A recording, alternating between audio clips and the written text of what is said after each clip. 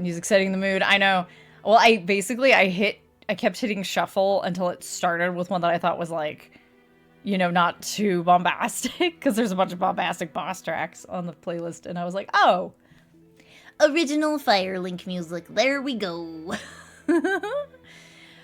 Okay, so I made a little text thing at the bottom so that if anybody just like came in and was like lurking there and then they were like, how are we grading these guys exactly? An S tier character is, yeah, if only I could be so grossly incandescent. Like, there are probably even there may even be some characters that I'm like willing to just put in A, but then I'm like, no, I'm moving them to S later. Like, but there's a few that it's like, no, they're S. They're S. A is like only because I need to make a differentiation between S and A. Because not everyone can go into S that I like. B is they're still like 2 thumbs up. They're still cool, but like maybe I don't have as much attachment to them. C is like they're okay, but I'm possibly completely indifferent about them. Like I don't have super strong feelings, or maybe I'm like, oh, like I like something about them, but it's not super strong. D is that they're a little stinky. Just don't. I'll punch them. And F is, yeah, I would like to murderize them, or I do murderize them, like just straight up. Screw them. Ranking the D. Oh yeah. We did do a bunch of music and zone tier lists the beginning of summer, like late spring, beginning of summer. It's been a little while since we did one of these. But yeah, we're only doing the main Dark Souls trilogy. No Bloodborne, no Demon Souls, none of that. It's just that this all FromSoft tier list was one of the more thorough ones. So we're gonna go with this, and yeah. Oh. And I have it set up so you guys can see this up here, so you can theoretically tell what track is playing if the track name comes first. I think the track name comes first on all of these. If you're ever like, ooh, which one is it? You know? Let's make sure it's still on shuffle. Okay, shuffle is on. All right. Okay, so and just so we know which one we're talking about, I'm just gonna pull them up here. All right. Alvina of the Darkroot Wood. Y'all. My girl. My kitty. My big cat creature thing with the big mouth that even when she's talking, like in the back of her mouth is going wow, wow, wow, wow, wow, wow, wow. Best buddies with Sif and Artorias. Literally leads you to saving Sif in the past. Like, Alvina is at least A tier. I may insist on moving her up, but we'll see how the rest of this list goes. I love Alvina, and I do not join her covenant unless I'm finished with the Fair Lady Covenant and I can safely just join hers and be like, yeah, I'll hang out with you now, kitty cat. Thank you for the lurk. But yeah, Alvina's cool. And, you know, literally leads an entire fucking covenant of forest hunters. So, you know, that defend the graves of old heroes that from people looting them. So, you know, that's cool by me. Let's see here. Dusk of Ulasil. I like Dusk. I do. I just can't decide if she's like sweetheart enough I want to put her in A tier. I might keep her in high B. Because I love the princess. She's great. And it's kind of wild how you literally summon her to from her time period to get to buy things. And I like her outfit. I don't know, she's a sweetheart. I'm just not nearly as attached to Dusk as I am some other characters. So we'll keep her high B for the time being. Let's see. Lord's Blade Siren. Oh boy. This is going to be a tricky one too, because we don't know that much about Siren or Kieran, depending on how you pronounce it. She's possibly my second favorite of the 4 Knights of Gwyn. She's kind of tied with Artorias. It's really hard for me to, because she's such a rogue. Her armor is cool. She uses like 2 blades. She uses 2 blades, like a dagger and a short sword, and literally makes them dance and poisons people. She's an assassin for the gods, basically. And yeah, I don't know. And just finding her like ring at Artorias' grave at a later time is just like totally heartbreaking.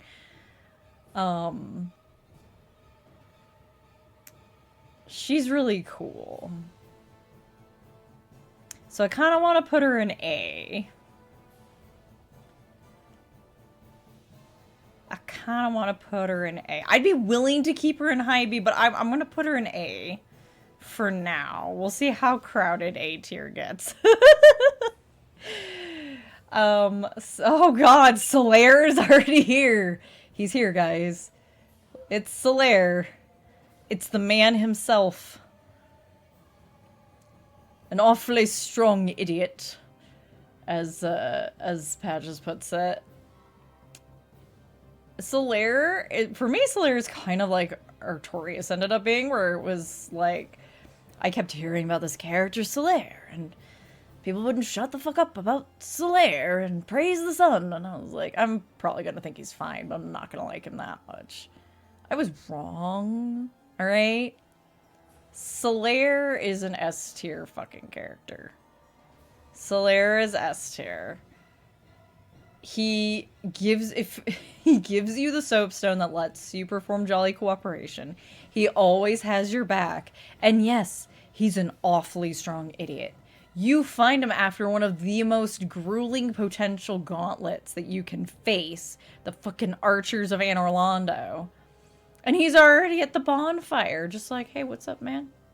How's it going? Fancy meeting you here. And I love that I love that his armor is also basically like hand painted and shit. Like he made it himself. He made all his shit himself. And yeah, I mean, if you're unable to prevent him, okay, here's the funny thing about Dark Souls for those that don't know, because we do have some people who are less familiar in chat.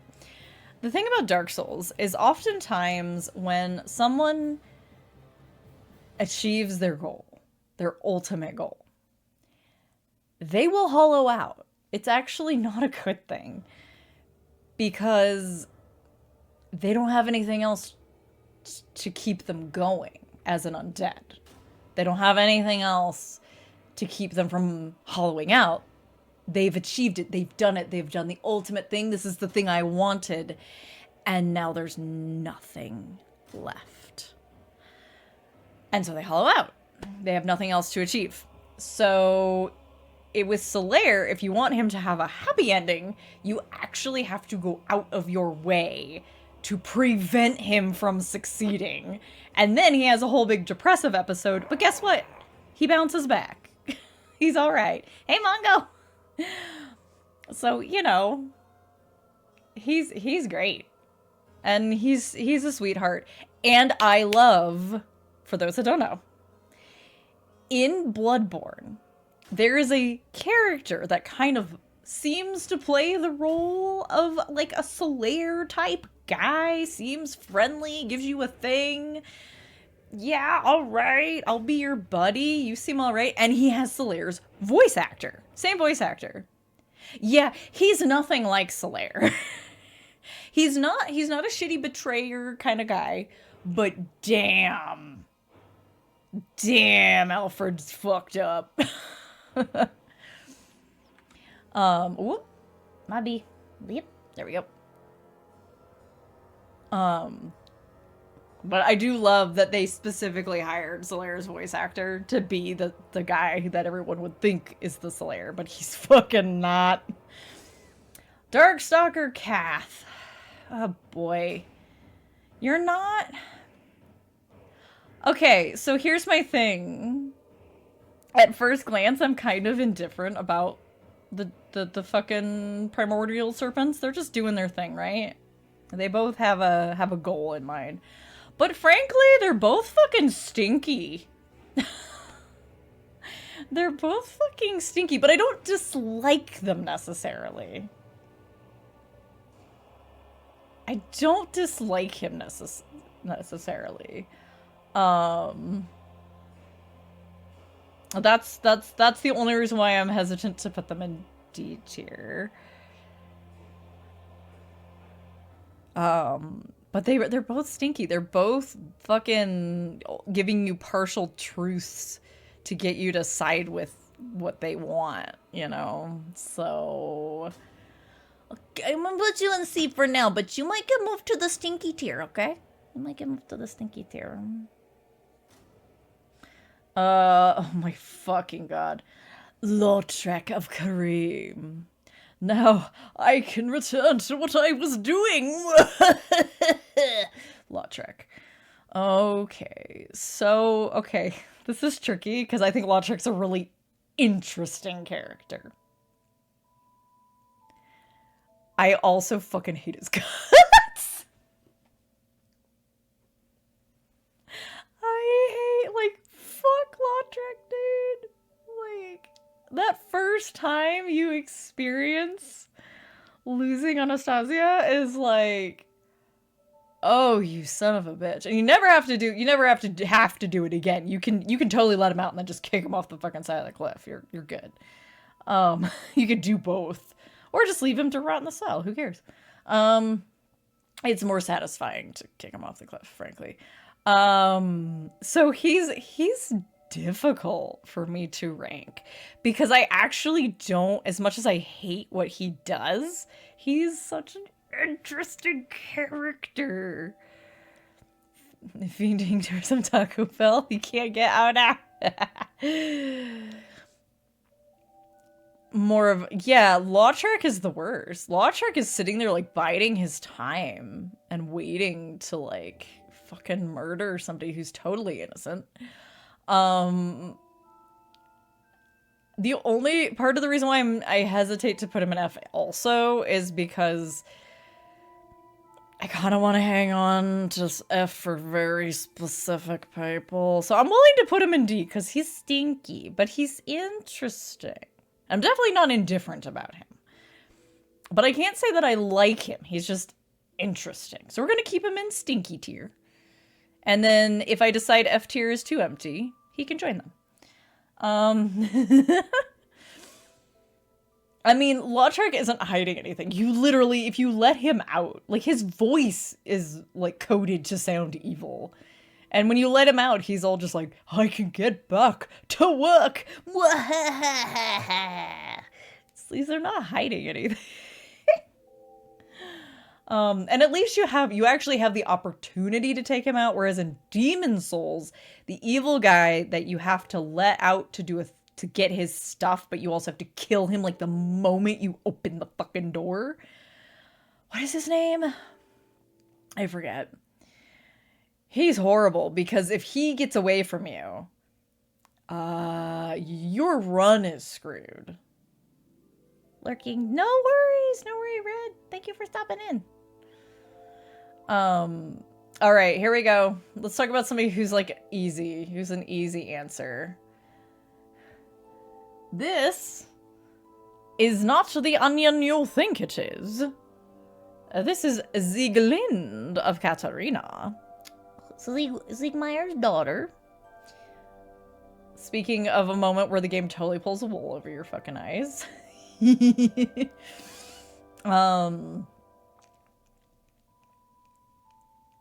So, what am I trying to say?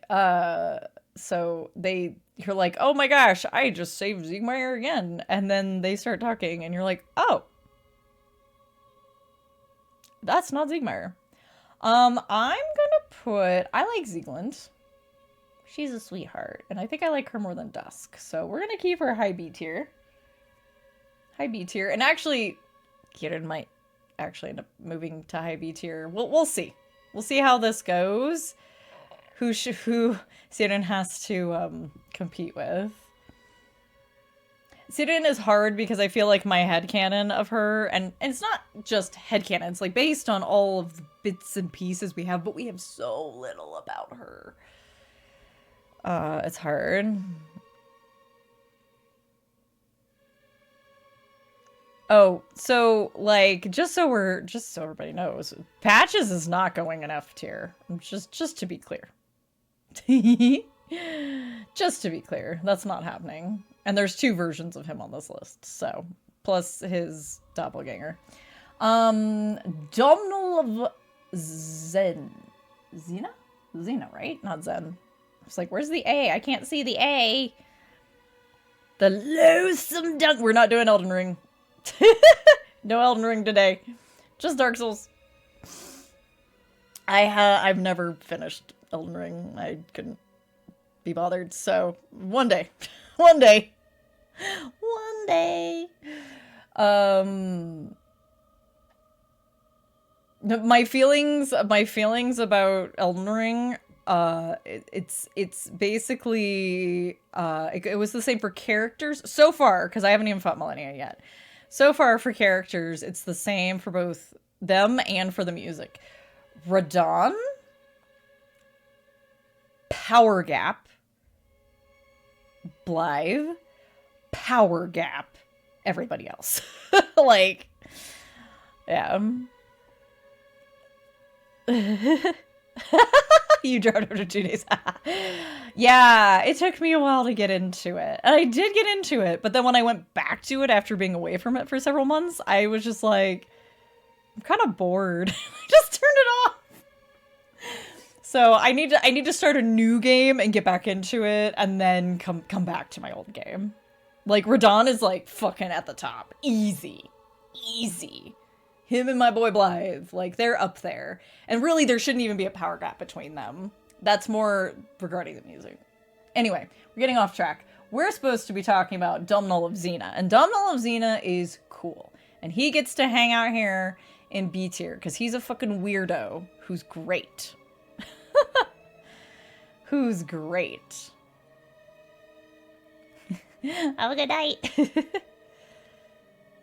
Yeah, Sieglin also is an undead. She's a real person who trekked through Lordran to find her father to make sure everything was okay, basically.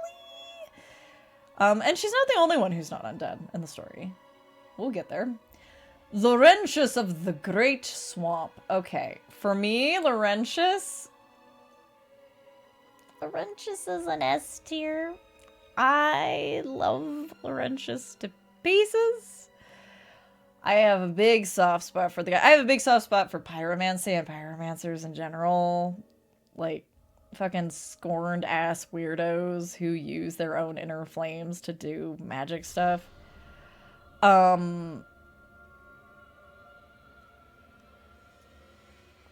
Yes, Domhnall will sells you boss armor, and he also just sells some other random stuff. His set is the kind of weird mismatch set, and he has a Welsh accent and actually speaks to you a bit in Welsh. Oi, Shemai. And all of that, so, which was a cool little touch. But yeah, Laurentius, just anytime he tells you, like, don't you dare go hollow. It's like, my heart, it warms. It's like, oh, he's such a nice guy. I never let him finish his quest. That's right, you trust me. That's right, you trust me, Laurentius. I'm not sending you down there. Hell no. That's not happening. Hell no. You're staying with me at Firelink. Here we go. Here's Siegmeyer.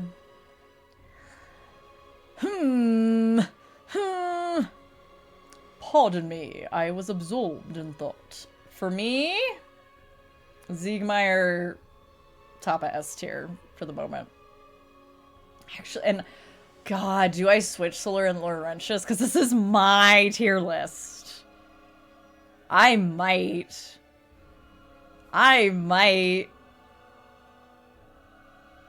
Those are my babies up here.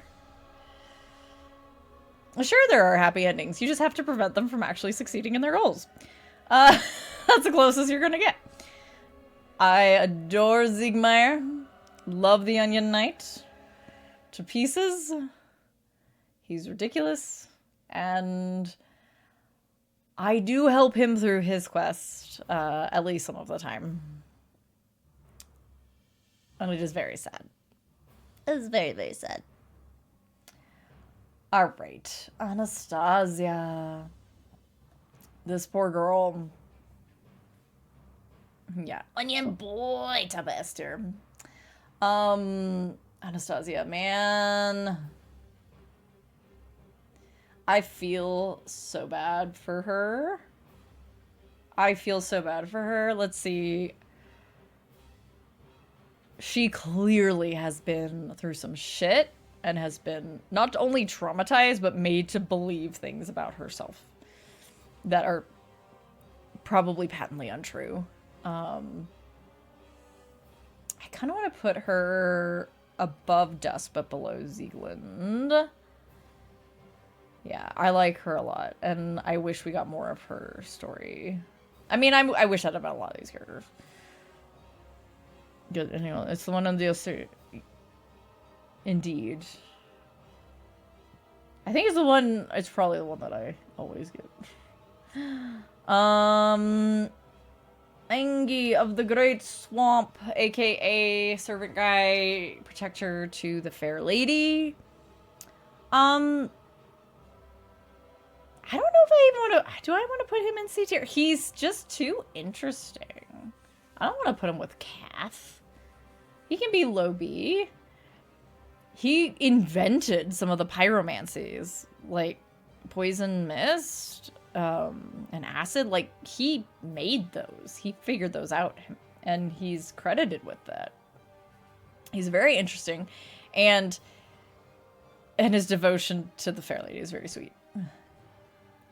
Sorry, the cool part of the chariot music, Executioner's Chariot, is happening. So my brain is getting sidetracked. I'm all like, "Dare, dare, fight the two-headed horsey now, do, do, do." Get past the necromancers and you can fight the two-headed horsey. Armor implies her ankles were mutilated. Yes, they literally, like, sliced up her fucking Achilles to, like, be like, no, you're not leaving. This is your job. You're useless for anything else, so you're gonna be a fucking firekeeper. And yeah, and she's missing her tongue. And apparently when you return her soul to her, it restores her to a point. Yeah, it's wild. Anyway, Ainge's alright. He can hang in B tier. I ain't gonna put him in C. I'm not totally indifferent to Ainge. He's cool. Marvelous Chester. Oh dear. Marvelous Chester. What an asshole. He's so stinky, but he's cool. And he doesn't, like... He doesn't aggro on you if you defeat him. So... I like the weird, stinky Bloodborne man. Do I want to put him above Dusk? Yeah, we're gonna put him in B. I don't know if he deserves to go to A, but he's cool. I like Bloodborne man. I love that both Dark Souls 1 and Dark Souls 3 have a designated Bloodborne man. Dark Souls 2 is the only one that, like, doesn't quite have that. I'm trying to think, is there anybody who could be that? Not really. They stay pretty on point with the fantasy. Alright. Undead Merchant. Male. Male. Yulia. This is the one who's got Yulia. His beloved Yulia. And if you murder him, you get an Uchi katana. I don't do that, because I don't care about katanas. Yeah, you could be a high C, dude. I don't hate him, but like, I'm not attached to him. I do have a bit of a soft spot because he's that first merchant you run into. But you know, I don't love him or anything. You're looking more and more like you're going to the stinky tier, Kath. I don't want to put you on the same tier as the undead merchant. Oh my gosh. Alright. Let's see. Who's next? Andre of Astora. Oh, Grandpa. Well, he's gotta be A tier. He's gotta be A tier. Right? He's Grandpa. I don't know where to put him in A tier, though. It's like, yeah, he's Grandpa, but does he go above my giant cat friend? I don't know. I don't know. He's just gonna hang out there for now. We can maybe figure that out later. Oh, speaking of grandparents, Elizabeth the mushroom. She's great. Low A or high B? Does he get extra points for his unique moveset? I mean, it is kind of weirdly implied that being a blacksmith is like a race of people, not a job. So I wasn't like completely weirded out when I saw like, nope, that's just Andre. Oh, Elizabeth, where do I put you?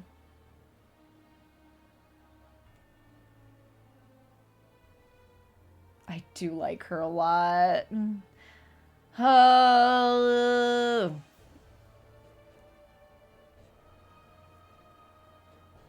Let's see here.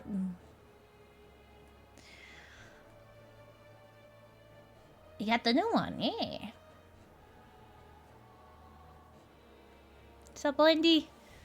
This is a literal skull. I fucking love. That's like Vamos is Vamos my favorite?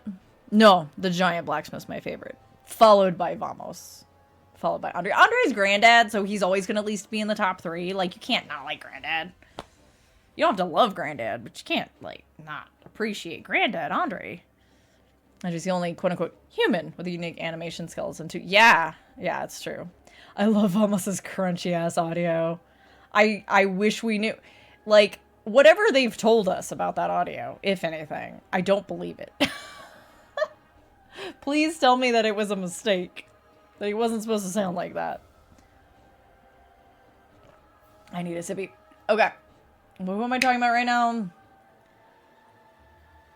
Okay, I put Elizabeth up there. I put Andre there. Maybe I should put Elizabeth high B. I really do like her, though. I can't decide. She would go above Zealand in that case. I mean, yeah, he's kind of a jerk, but, you know. He's just doing his thing. Oh, no. Yeah, no, I know that feel. Let's see. Who's next? Oh, Nico of Thurland. Alright, you know what, buddy? You're stinky. You're stinky because you're mean. You're a mean guy. You're rude. You're rude as fuck. And there's no reason for you to be so rude when you're undead too. So fuck you. Where's the other one? Is he on here? Where is he? Yeah, here he is. Vince. Nico and Vince. Stinky. Stinky, stinky. They're jerks.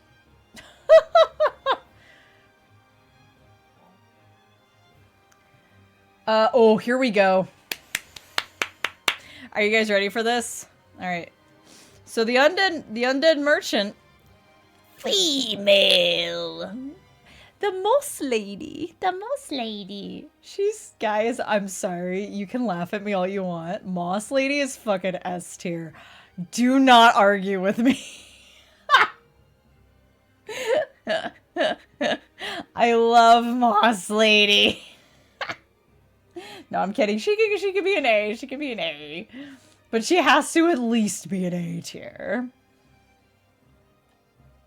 She has to at least be an A tier. I fucking love Moss Lady. Adore her. Like, I'm putting her above. I like Kieran, but...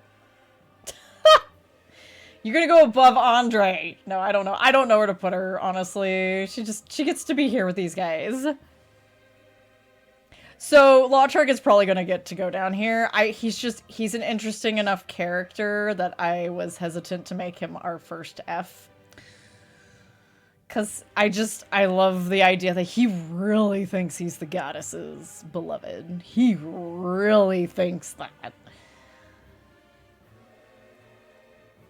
But there's a good chance he's gonna get dropped down. Kind of like the primordial serpents might get dropped down to stinky tier because I don't like how much they manipulate too, even though I don't hate them as much as other characters.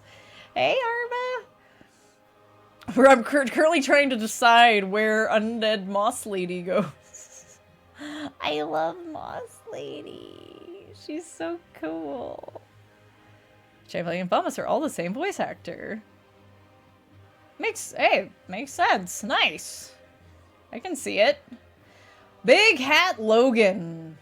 Did you know the Big Hat Logan is called Big Hat Logan because he has a big hat? Did you know?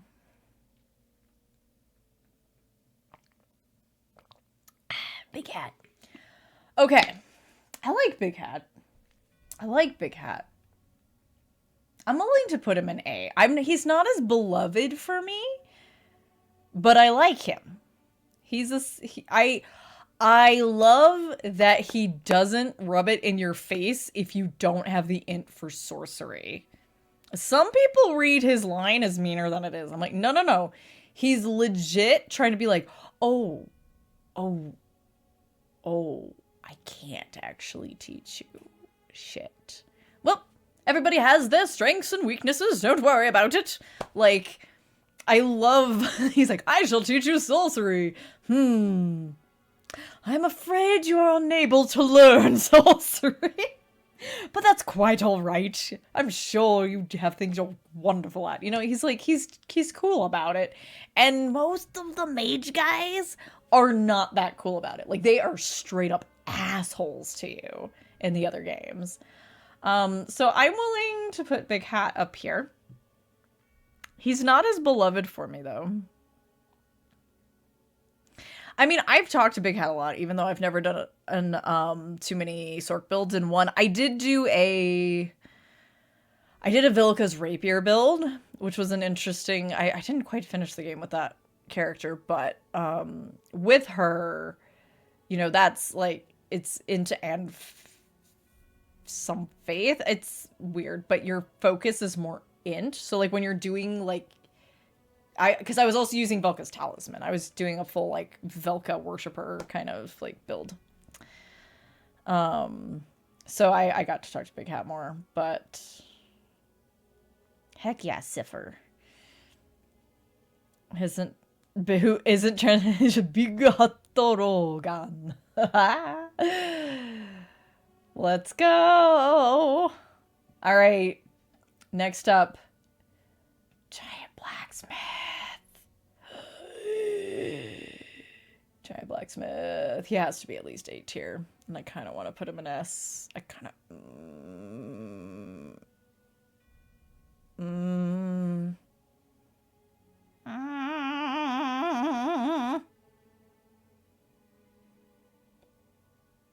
Fuck. I fucking love the Giant Blacksmith. Love the Giant Blacksmith. Oswald of Kareem. What a fucking weirdo. But I like him. There's not much to him. I'm gonna put him down here with Dusk and Domhnall. I like him. Because... okay, if I were to randomly join up with any particularly quote-unquote religious group in the Souls universe, it would be the fucking Velka partners. Velka is like, that would be the god. That would be my goddess. That is, I'll follow you. Let's go. Goddess Sin, let's go.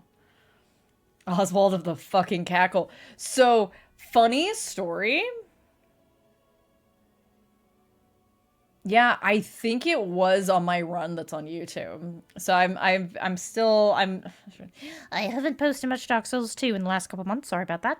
But my Saga of Siegfried, where I'm going through 5 of the games in a particular order, and it's this whole thing to try to make Souls more accessible to people who are new to it.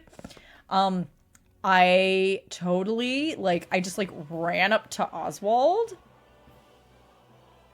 I forget to do what? I forget to do what? Maybe it was to, like, buy some purging stones or something. I don't remember why I was going to talk to Oswald super late in the game. And I just absently swung on him. But I was so beefy, because I was so close to endgame, that it only took that one little swing. I immediately was like, whoa, whoa, I didn't mean to do that. One swing, he was aggro, and I was fucked. Do not swing on Oswald. There's no one to pay to absolve you of swinging on Oswald, and he is just aggro forever. And you have to, if you don't want to deal with him, you have to kill him. It was a thing. It was a thing. So, yeah. Anyway, Oswald's cool. I like the partners. I like Velka. I think the only, like, nitpicky, like, entitled fan saltiness bit moment that I have ever really had in this series was the fact that they closed out the trilogy and we never met Velka. But we met some other random kid of Gwyn's that we never knew existed until this moment in this DLC of the end of the trilogy? Fuck you, FromSoft! For goodness sake! Anyway, Rickard of Vinheim. I have no bad feelings about Rickard. He's not particularly interesting. He's not particularly icky, like, he's chill, and he's basically like, look, man, basically just sitting in this cell keeps me from going bonkers, and having something to do keeps me going, but I'm not, you know, achieving any particular goal. This is good. This is good.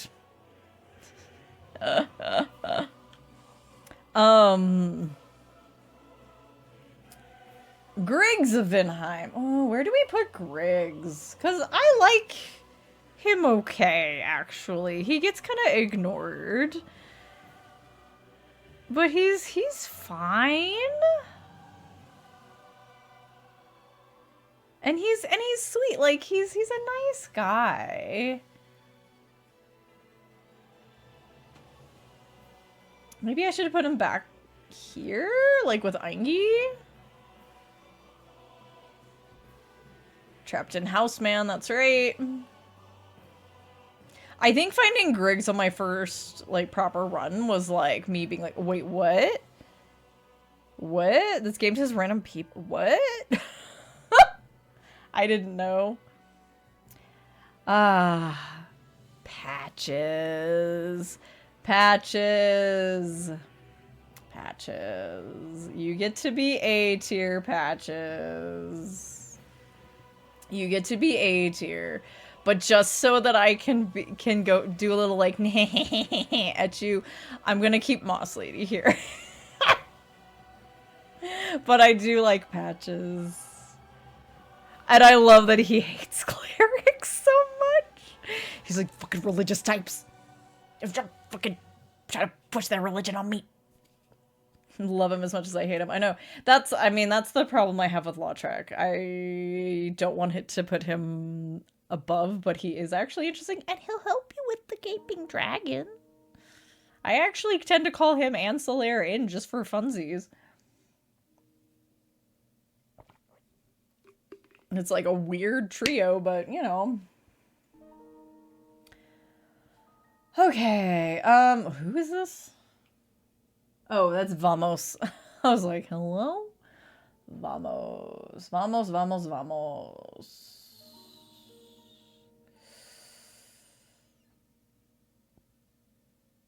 You get to go up here somewhere, like next to Chester, maybe.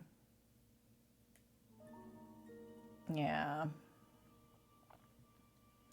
I have a bad feeling B tier is gonna be like really full. Gwendolyn. I like Gwendolyn a lot. Oh gosh, where do I put Gwendolyn? Where do I put Gwendolyn? I don't know where to put Gwendolyn. Gwendolyn! I'm okay with putting you above Solaire.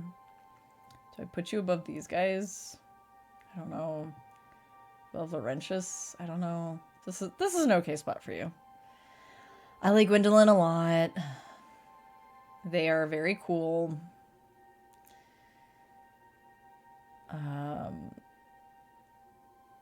And I feel very bad that they're the ones keeping everything going, but nobody really knows they exist. Which souls I recommend you start with? Okay. Usually I just tell people to start with the first one, honestly.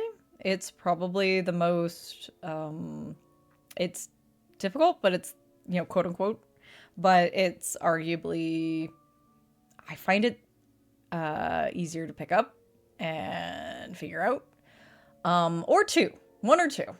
Two is very different from the others, though, in the sense that, like, you don't only have Estus. So if you want to, like, learn learn the deal with having your, like, limited health that you refill at bonfires, I would start with one. Yeah. I would just get Dark Souls Remastered. Which, the remaster was, like, a joke. Like, it didn't look any better than just the DS fix on my old Prepare to Die copy, but it's what we have, and it's available, and it finally, after years and years and years and years, it finally now goes on sale. It didn't used to go on sale. Now it does, so has been voiced by the same guy. It's true, every single one, it's always him. The only exception is Pate, because he's not really Patches. That's a different guy, so... Yeah, I would say start with the remaster if you get the opportunity. Also, like,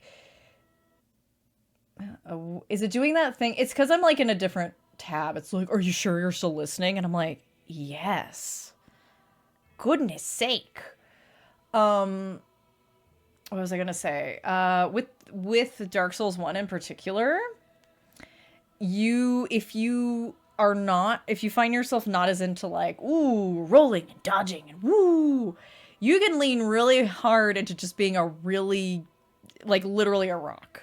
You can sword and board. You can become a literal rock that is immovable. You can go big sword, you know? Limited. Yeah, it's a little weird, and it's funny because it only does it when I'm doing something like this, where I have stuff like on, like, things switched out on the screens. I don't know why. Please be Gwen. Blighttown remaster. Yeah. Well, Prepare to Die, it was fine. By the time that, like, I sat down and played it, they patched it enough that it was totally fine. But when it first came out, it was really bad. I still have my Prepare to Die edition installed on my old laptop because I was like, oh god, it's going to disappear from the servers at some point and you'll never be able to get it back. And I'll be very sad. I still have my DS fixes installed. Alright, okay, well this is an easy one. Petrus of Theriland. Fucking kill that fucker. Fuck this guy. This guy is the worst. He's horrible. And you could forgive him for being a frightened mortal, because he's not undead. Except that he, like, leaves people to die, essentially. And then when his secret is revealed, if you, like, which I say revealed. It's not revealed. You have to put the pieces together. If you rescue the person that he left behind, they don't know that he abandoned them. And they don't say anything about it. But he freaks out about it. And if you leave them too long, he will fucking murder her. Fuck Petrus of Thurland. His a sick haircut. That is actually Petrus's name amongst most people in the Dark Souls fandom. We just call him Haircut. Fucking Haircut. I do this one with a spoon. Easy. Easy F. Easy F. And the vitriol I feel towards Haircut is part of the reason why I have a hard time moving Lautrec down here. It's like, ooh, the vitriol I feel for what he did to Anastasia, but he's still a more interesting character than Petrus. But Crestfallen Merchant? Oh, that guy in Sen's Fortress. Yeah, I don't care about him, but he's not stinky. So he can just go to C tier. It's actually the concept of the Crestfallen Merchant is kind of cool. The idea that he's like kind of a big hero-y type of guy. He made it pretty far. He made it through pretty much through Sen's Fortress and was like, bruh, I'm done. And just like sat down and became a merchant with all the stuff he'd like picked up off the fucking ground. It's so true. At any moment, your protagonist character could just sit down on the side of the road and be like, fuck it, I'm just gonna sell all this shit. Shoo you away with a copper coin. You just kill him at the start. That's fair. That's fair.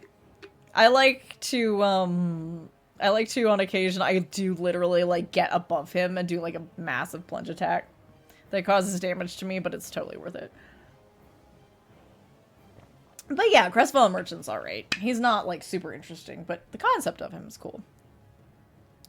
Yeah, he's a hero that gave up, that said, you know what? This ain't for me anymore. I'm good. And yeah, he's not, like, snotty to you or anything. He's alright. Fucking Guinevere. Alright. Look, guys. Look, guys. Look. Look. Look. I know. Amazing chest ahead. I know. But I've never been very attached to Guinevere. but my booba. Yeah, I don't... Guinevere is actually a really hard one for me. I don't know where to put her. I'm just kind of like, top of C tier, we're good. You know, like below people like Ainge. I think probably all of the unknown things about Guinevere and what she actually went through over the course of the series is probably incredibly interesting. And I would probably like her a lot more if I had more concrete information about her. But as a weird illusory goddess, I was never enamored. I was never like that moment where she's like, oh, I'm chosen undead. Oh, kneel before me. And I'm like, yeah, all right, girl. Yeah, all right. Thanks. See you around. Like, I was never in awe. Gwendolyn, on the other hand, I was like, they are so cool. She's just, I do love the canon we came up with over on Okies. The idea that Guinevere is just Gwendolyn's VTuber model. It's so real. We just have dreams and suppositions. Yeah, we don't really know. I feel bad putting her as this low, though, because of the potential. But I'm just not that attached to her. I don't know what to say. Should I put her above Griggs? At least?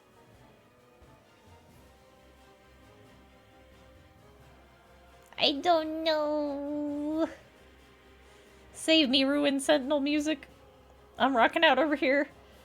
Ocelot is looking at you sadly.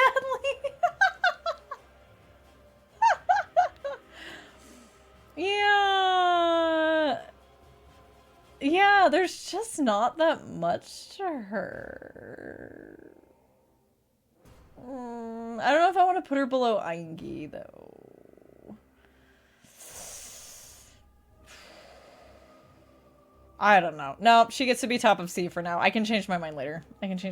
She gets to be top of C. And then somebody can come in here and be like, what the hell? Yeah, I would have liked to have gotten to know the actual Guinevere. And then maybe she would be at least a B for me. Like an easier B. Okay, this one is weird. She's credited as Quellon. Is that her official name? I've always just called her the Fair Lady. And only ever known her as the Fair Lady. Is Quellon her actual name, like from the art book or something? I'm sitting here like, I love the Fair Lady. Fair Lady is A tier for me. Oh, let's see. Where do I put you, girl? Like here, maybe? Or do I put you above Siren? Oh, hard call. Hard call. I speak words.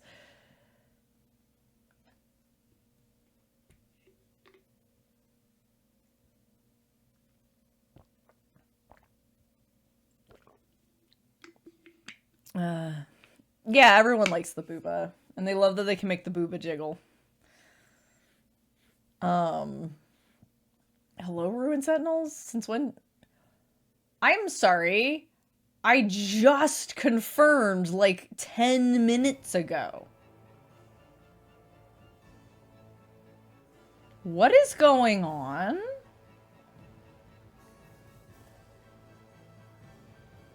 It doesn't do this when I have it, when the window, even if it's in the backdrop, on my other monitor. But I can't have this over on the other monitor right now. I've got too much other stuff.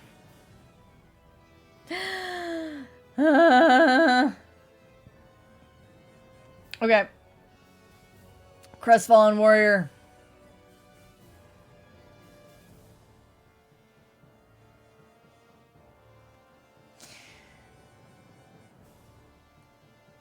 Get wrecked, nerd.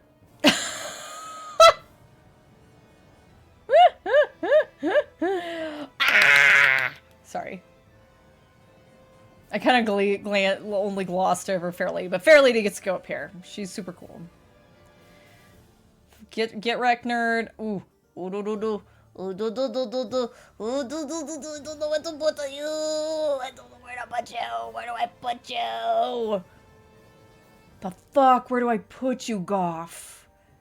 Goff is S tier for me. Goff is easy S tier. Fuck, where did I put him? I'll let you go above Onion Bro for the moment because I don't know where to put you. You're giving Lord Shinji a C. C is okay to indifferent. He's not stinky. He's just crestfallen. And to be fair, he does try to get off his ass and do something. It just doesn't work out for him.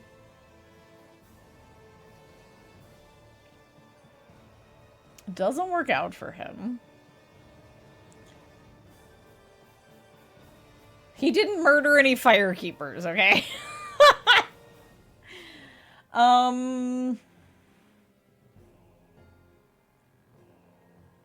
Judgmental. I feel like, I mean, is he actually that, or is he just like fucking tired, you know? Hard to know, but he is sad. He doesn't have any hope for the world. Or you mean like with Shinji? Nah, no worries. You're good. You're good. Okay. Yeah, Goff. Hawkeye Goff is just the coolest. Like, Hawkeye Goff is my #1 Knight of Gwyn. Does not get enough fucking attention, despite the fact that everyone loves his little carvings that they throw on the ground. Thank you. I'm sorry. Very good. Hawkeye Goff is just he fucking shoots an arrow at a dragon that he can't see because he's blind. He just senses it. You know, he just feels it. Hawkeye Goff is just the fucking coolest. And he's just chill. He's chill too. He's like, what's up, dude? Oh shit, you're the one who granted Artorias peace? Thank you for that. Oh, is that dragon bothering you?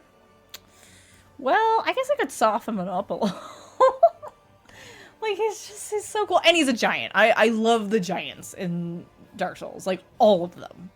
All the versions. They're my fucking favorites. So, yeah, he gets to be super S tier. It's hard to say if he goes above Siegmeyer for me, for realsies, and Laurentius, but I can't be too nitpicky about this because we're only in Dark Souls 1 right now. Like, there's gonna be more characters flying up here. Alright, Quelana of Izalith. Oh, yeah, fucking love Quelana. Love Quelana. She's S tier for me. She's S tier. I love Quelana. Big loves. Oh yeah, I love the Calamite fight. It can be rough, but it's great. And what was I gonna say? I might even... These guys might get moved up to S. We'll see. Let's see how this goes. Perfect timing, because her music is on right now. Crossbreed Priscilla. Very interesting character. I don't know where to put her. Do I put her maybe with Fair Lady and Siren? Kind of between them, maybe? Actually, I might put her above Siren. I have a lot of, like, feelings about Priscilla. You know, being, like, a discarded person, basically. Like, that's just so sad. And growing up in the painting, like, yeah. I love Priscilla. I never fight Priscilla. I have never once fought Priscilla. I do not do it. I do not swing on Priscilla. It's a very neat fight, but no. No. I'm not there to cause problems for Priscilla. Ingward! Hey! How you doing, mother penguins? How's it going? Welcome in. Nice to see you. We're on Ingward. Oh, what do I do with Ingward? He's the only one who didn't leave his post. You're here to cause problems on purpose. It's going good. I am desperately trying to get through Dark Souls 1. We're doing all 3 of the trilogy NPCs, and we're already like an hour in. Ingward's kind of underrated. I'm willing to put him in B. And he is the only one who did... Here's the thing, like, the others left their posts, but at least the one you find in Blighttown, like, she was trying to help Blighttown. That's why she left. She wanted to help the people in Blighttown, and it just didn't work out. Ingward, where do I put you? Maybe between Dusk and Vamos? I have a really big soft spot for Mr. Skelly, so you know. Ingward can hang out here. Sorry, I was just like, I just immediately thought of the animation, the new Londo Water Park is open today!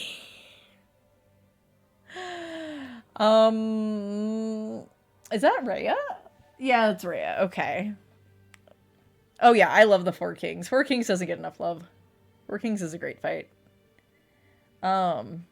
Rhea. Okay, I know a lot of people are like, Yeah, Rhea's mean. She's such a bitch. And then she's so nice to you because you save her. but like, yeah, of course she is. This is how she's been brought up, you know? So, and she sees the error of treating you the way she does, regardless of, you know, you don't just save her, but you put to rest her friends. So, like, I think she's chill. By the time you can just talk to her, Ray is chill.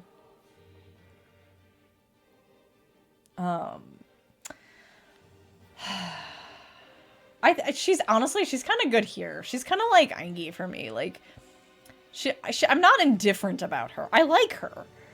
But she doesn't have a lot going on, so in comparison with some of the other characters, so yeah. Actually, hang on. I might put Angie above Griggs. Yeah, she and Griggs can kind of hang out together. Let's see here. Dark Moon Nightess, the Brass Firekeeper. Okay. Okay. Look, man. She's speaking of S tier. Do I put her above Solaire, or does she bring up the rear of S tier? I guess we'll keep her there. We'll keep her there. I love her. She's one of my favorite firekeepers in the whole fucking series. I love her, and I love the fucking dragon. That goes over a lot of people's heads. The fucking bonfire that's by the everlasting dragons in this game, it gives you 10 Estus, which means it's being kept by someone. You know, like before it's been kindled further, it starts at 10, which means it has someone taking care of it.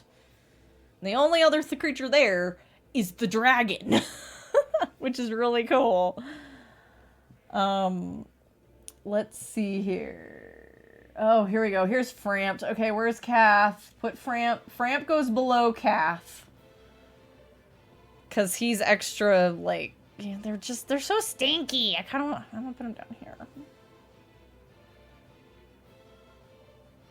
They're stinky. I don't like them.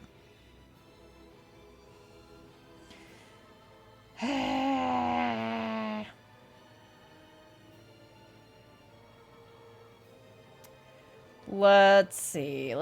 Okay, who's next? Ooh, Shiva of the East. Okay, alright. Contentious opinion. He's probably going to C. I don't dislike him, but I find him pretty flat. And mostly uninteresting. I think his voice actor is kind of cool. Does a good job with him. I love his armor. His armor's super cool. He's got a little ninja buddy.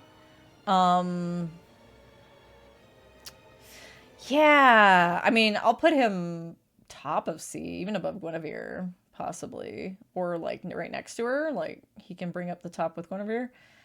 But yeah, I don't find him that interesting. Which is unfortunate. Okay, sorry guys. Brief momentary pause. I just realized I should probably put my gloves on. I've got a twinge in the wrist. So we're gonna put our gloves on. Does it have a death animation? I wonder if they did originally think that you would, like, have to kill it to get its tail. And then they were like, no, that's terrible.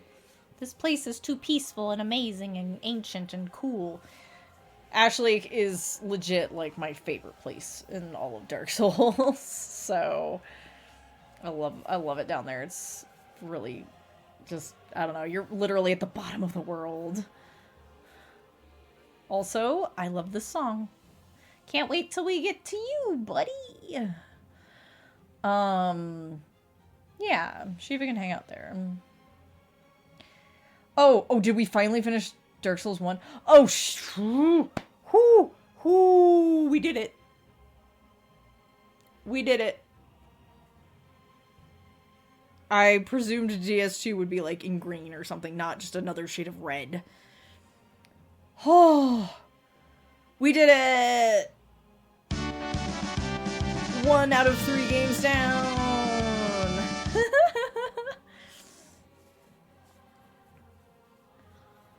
Oh boy, and what a one to start with on Dark Souls 2. Grave Warden Agadine.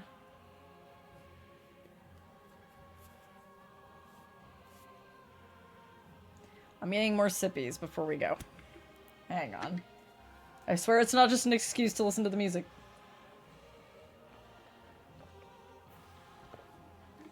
Yep, Sirlon's playing right now.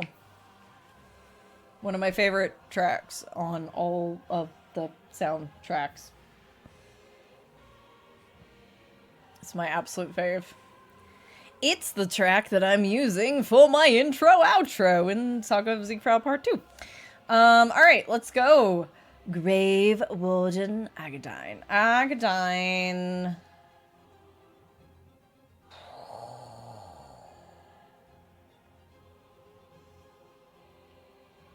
I think Agadine's A tier for me. I like the Grave Wardens. They're interesting. The soundtrack is fucking awesome. I love 2. Here's the thing about 2.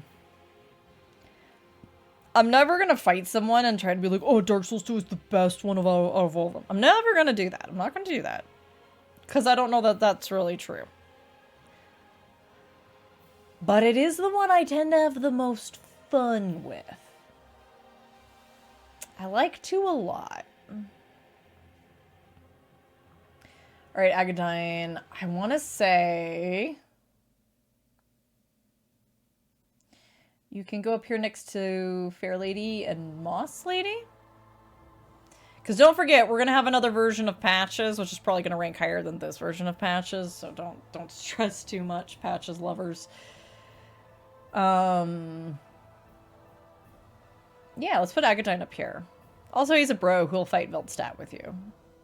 So...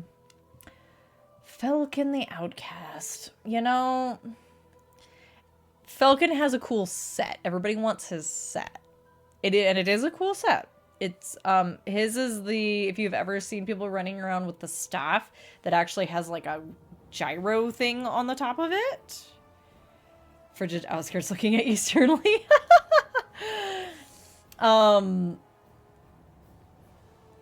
That's his.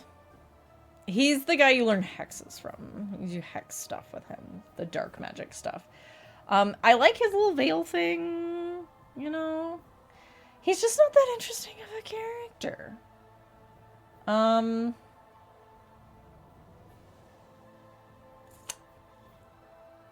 Yeah, he can go about here.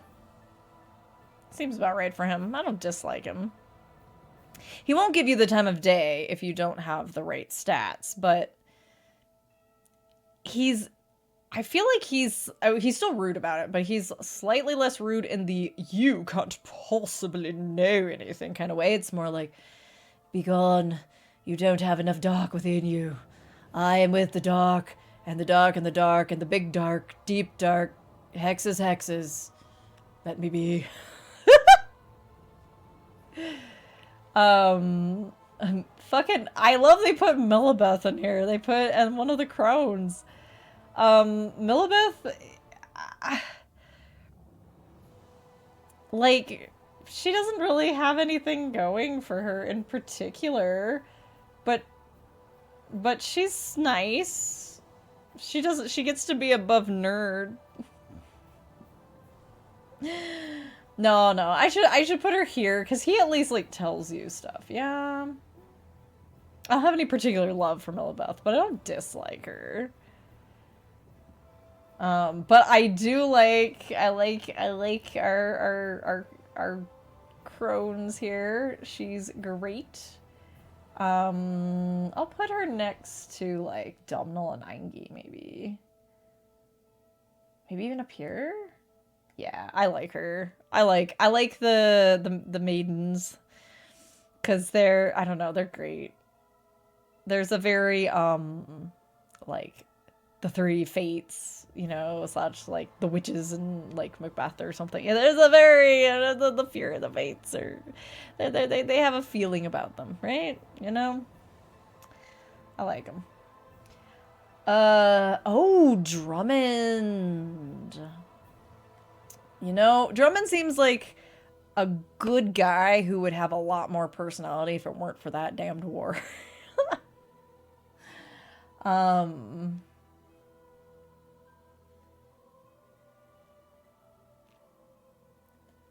Maybe in here somewhere? Yeah, like next to Aingi, maybe?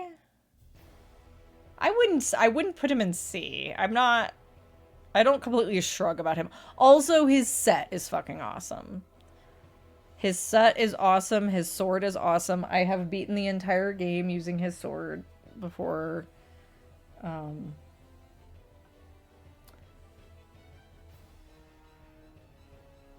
Wait, did it go off? Is it? Nope. I didn't mean to turn shuffle off. I want shuffle on, if you do please. Just making sure. Oh, Merchant Hag Melentia. I love Merchant Hag Melentia. She can hang out here. with, let's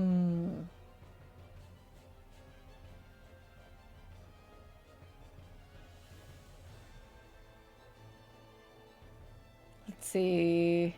I admittedly keep Domhnall up a bit higher just because I'm like, I like that he's Welsh. I like that he's Welsh. There we go. Melentia, grandmama, she can go here. It'd be tier. Ah, Chloanne. Chloanne. I'm not putting her in D. There's so many in B. It's hard to focus on who we're talking about. Chloanne. I don't dislike you, girl, and I think it's cool that you collect rocks, but I'm kind of indifferent about you overall. Maybe she can bring up... Maybe she can actually, go top of C tier. Nope. Guinevere's like, no! We can even bring Rhea down, possibly. Because she's like, okay, right? She can hang down. Yeah, there we go.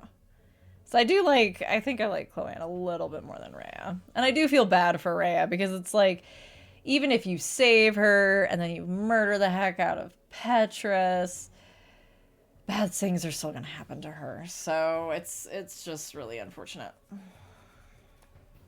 Woohoo!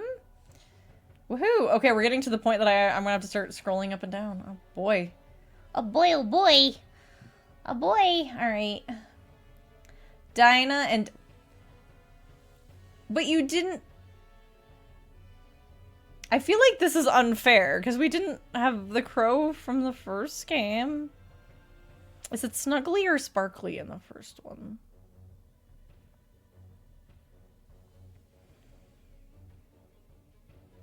I always forget.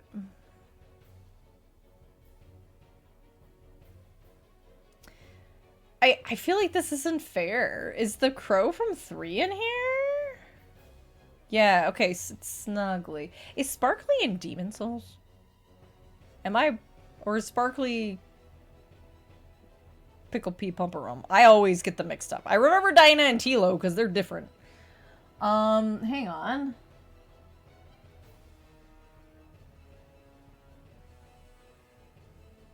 It's really hard to read. Why did you put all of these in shades of red? Oh, yeah, no. Pickle Pea Pumperum. Sparkly's Demons. Okay, that's what it is. That's what it is.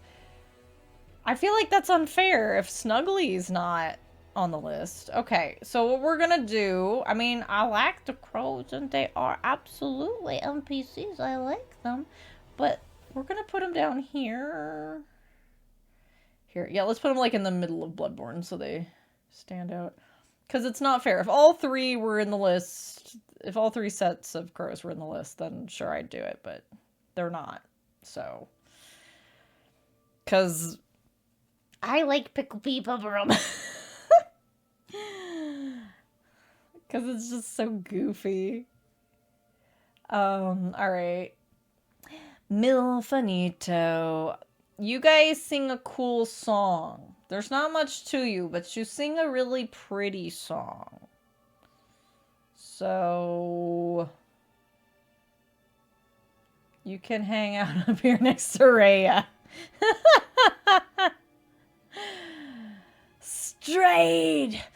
You think you can handle my spells? Oh, Strayed. Where do I put you?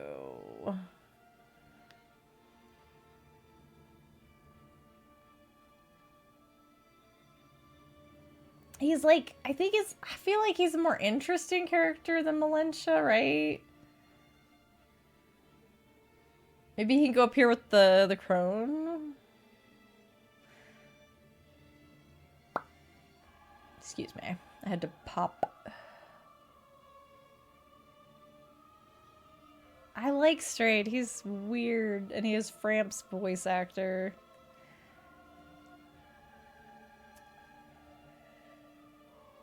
Let's see. Oh, Alsana. I was like, who is that? Oh, Alsana.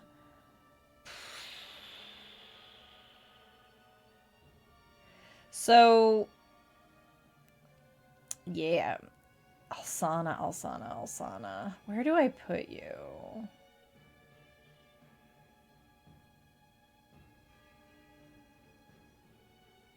You know what? I really don't know where to put Alsana. She's kind of a hard one. It's definitely just... because I feel like the little bit that you know about her, it's not a lot. And then you really judge her character based on how you feel about, like, what's happening in Aleum Lois.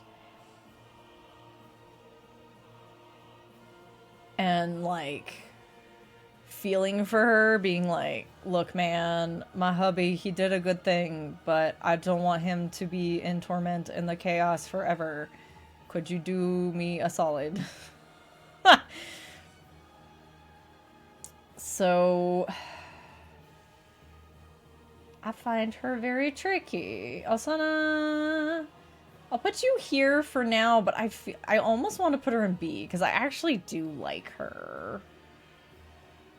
Here, you can go in the back of B, and we'll figure out where you're gonna go. Yeah? You can go, like here. Gavlan! Gavlan wheel. Gavlan deal! Hey, Ziga. Gavlan. Gavlan is A tier. Where do we put Gavlan?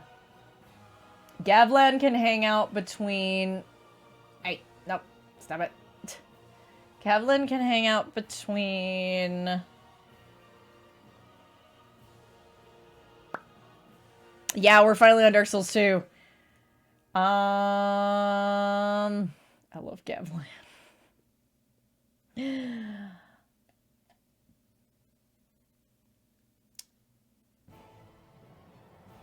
Gavlan can hang out between Moss Lady and DS1 patches. Alright, let's see. Nashandra. You know what? Fuck Nashandra. I don't have anything else to say about that. Fuck Nashandra.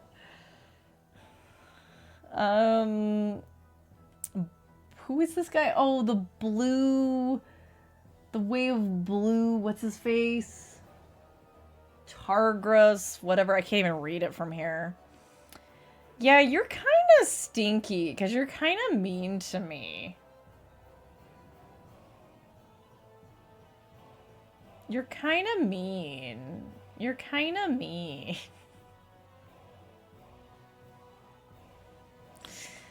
You're kind of mean. So we're just gonna... Nashandra's super fucking evil. But it takes some time to figure out, like, why is Queen Nashandra evil? Like, what's actually going on with her? Which I won't spoil if you've never played Dark Souls 2. It is very cool. It is a very interesting thing, but fuck Nashandra. Wait. I was thinking of him being top of F tier, meaning he's the worst, but no. He needs to be, like... Haircut's gotta be at the bottom. Alright? Haircut's gotta be at the bottom. Oh my gosh, some of these are really hard to read in this color. Moglin! Oh, Moglin. Okay, so Moglin is the perfect example of... So, Moglin isn't like a full NPC with like a full side quest, but he does kind of have a side quest. He's a merchant in Majula, and... The thing with Moglin is he starts out and he's actually, like, he stutters.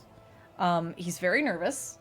And, you know, and he tends to be very, like over the top, like, oh, yeah, whatever you need, like, please come back. Like, I'm just glad to see another face, you know, and, as you buy more and more stuff from him, over time, the idea is that, like, more people are coming through and buying stuff for him, question mark? Or is it just you? It's not really known. But the more money he gets, the more confidence he gets, but also a bit of ego. And because he's actually achieving what he set out to achieve, he starts to completely forget stuff. Like, he starts to lose parts of himself. It's kind of sad to watch. So it's like, the more successful he gets, the more he loses himself, and it's sad. He's an alright character, though. I would say he doesn't ever hollow. He doesn't ever hollow, but you just listen to him, like, be like, wait, why did I come here? You know? I like him more than Chloanne, but he's not, like, super interesting. But I don't know if maybe he could go up next to Griggs and Drummond? Because he's a nice boy that just stuff... It's just unfortunate how things turn out for him. Like, nothing, like, ever really bad. You know, it's like his maxed out form is, like, super mega confident, sitting in his chair, like, leaning back and being like, hey, what's up? You know, I don't even care about your money. But he's lost, like, his sense of identity. Yeah, average capitalist.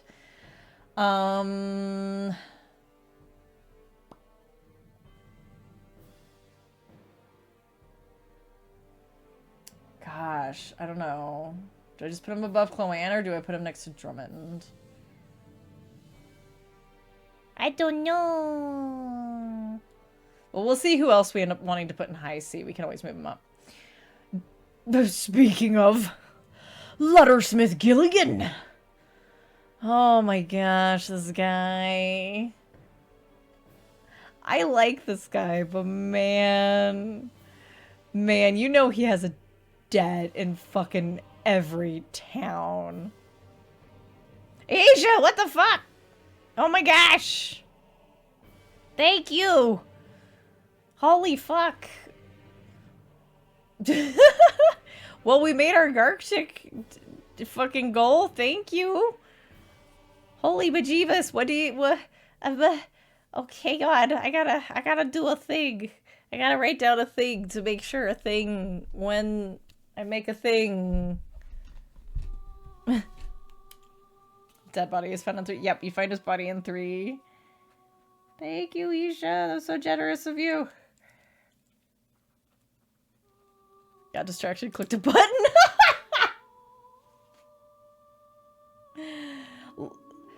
Gilligan's great. He's great. I like Gilligan. Where do we put him, though? Maybe... He's a card, man.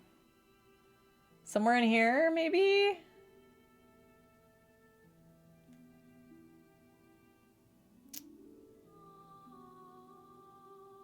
Yeah?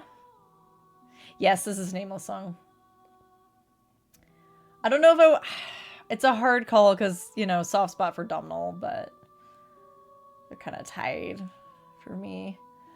Oh, dear God. Royal Sorcerer Navlan. Stinky. Stinky. The actual guy who invades you. I presume this is supposed to be the invader. Or is this just the guy in the thing? Because if it's like just the guy in the thing, he can be a D tier. But, you know, he can be very stinky. He can be very stinky. I never let him out. I never did that to myself. I was just like, nah, bro, I don't trust you. I don't trust you. A spot of murder on my behalf. I do the quests for him, though, because you can do them all without actually killing anybody. Speaking of Laddersmith Gilligan, you get a thing from Navlan being all like, you should go murder Laddersmith Gilligan. Bring me something to prove that you did it. And you just bring back that weird little miniature that he sells that's of a ladder. And you're like, yeah, I totally murked him. Yep, that was me. And I think he doesn't keep anything that you give him, right? I don't think he does. I think he gives it back to you. You just show the thing to them. Because he even wants you to kill the Emerald Herald. And you can show him the feather. If I'm wrong, don't worry about it, because... what? Wendy! Oh my gosh! Thank you! Holy fuck! Oh my gosh. Oh my gosh. What? What? What? You guys are too nice. You don't have to do that. Thank you. It's a party. Ah, thank you. My goodness.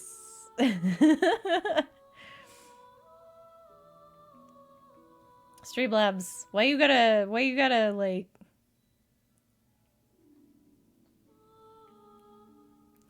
Sometimes Streamlabs be wild like that. Anyway. Yay. Okay, 2 seconds. Let me turn the fan on because it's kind of warm in here.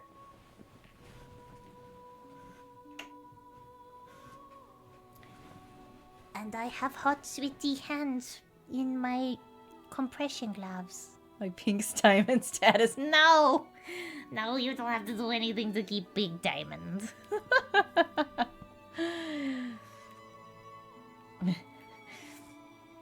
You ain't gotta earn shit. You've been around for years, dude. Looking after me. Alright. Where was I? What was I talking about? Who are we talking about? Stinky Navlan. That's who we're talking about. Navlan's kind of stinky. And I would be willing to put him in just G. Except that if he does get out, it is the worst thing in the fucking world.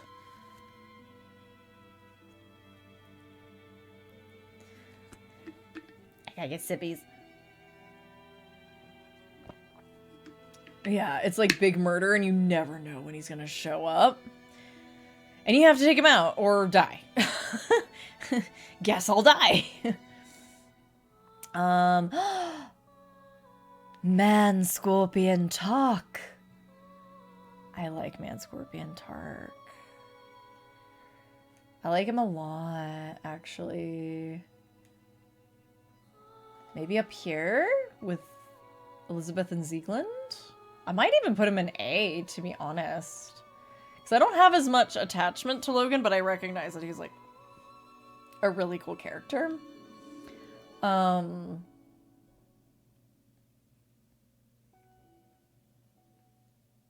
like Man Scorpion Tart.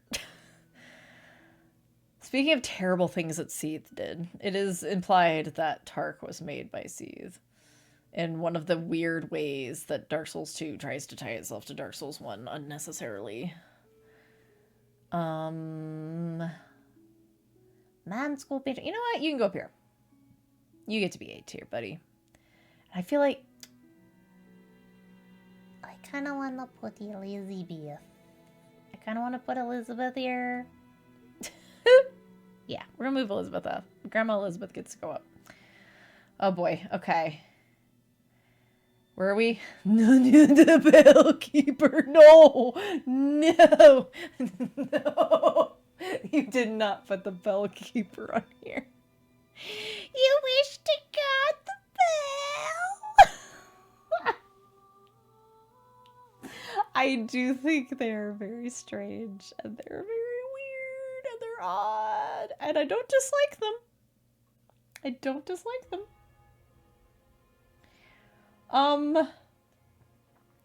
They have more personality than Millibeth. Money on Twitch, I can't walk into Whole Foods and spend on dumb overpriced snacks that don't even taste good. Yeah, I don't know, that sounds kind of lame. You're gonna regret that. Happy souls forever.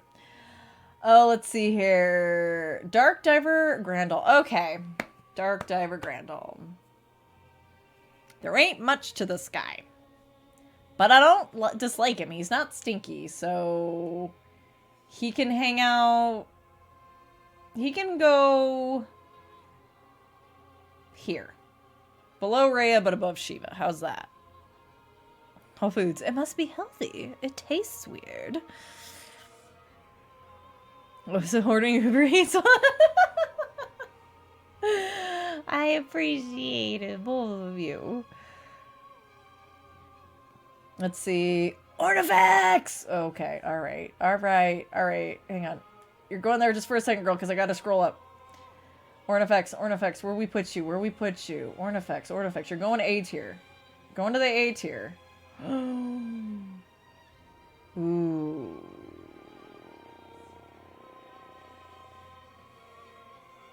I like Ornifex. Yep. She gets to go up here between Priscilla and Siren. Siren. Okay. Ornifex and her cake. Where's Babs? King Vendrick. Okay, I like Vendrick. I think Vendrick is an interesting character who fucked up. Where do I put you?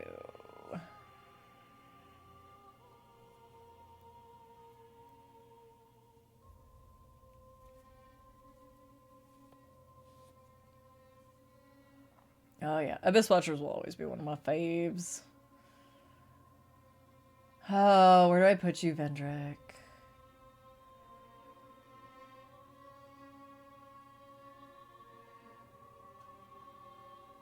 I think for me, he might go above Logan, but maybe not. You can hang out here. You can hang out here. I might end up putting you high B instead, but I like Vendrick. Vendrick fucked up, and he did what he could to lock himself away. He really fucked up.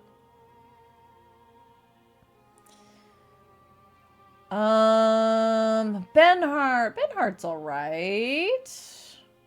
He can be like high B. I don't like adore the guy, but I like him. You know, and I like that it's implied that his like heirloom Moonlight Greatsword isn't actually the Moonlight Greatsword. It's like a fucking fake. And he doesn't know it. But you know what? Maybe the family actually lost the real thing, you know, years ago, and they don't know. Alright. Who's next? Titchy Glenn. Okay. So I've not interacted that much with this character. They're obviously like a weirdo. They're a murderous kind of weirdo. Favorite iteration? I don't know if I have one. Maybe the one in Bloodborne? Maybe the one in Bloodborne, because there's two different ones also in Bloodborne. Because there's the actual Moonlight Greatsword, and then there's Ludwig's sword. But I really like the Ludwig fight, so, you know, that might have something to do with it, too. I've never run, despite having run some builds where it's like, I'm magic-y, but using a sword, I've never used the Moonlight Greatsword.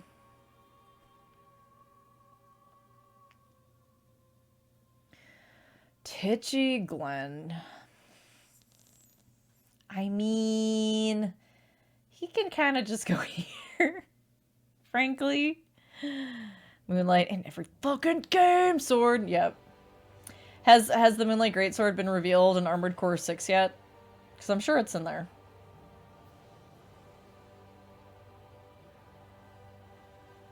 Yeah. Yeah, that's when the fight... You thought the fight was real before. That's when it really gets real.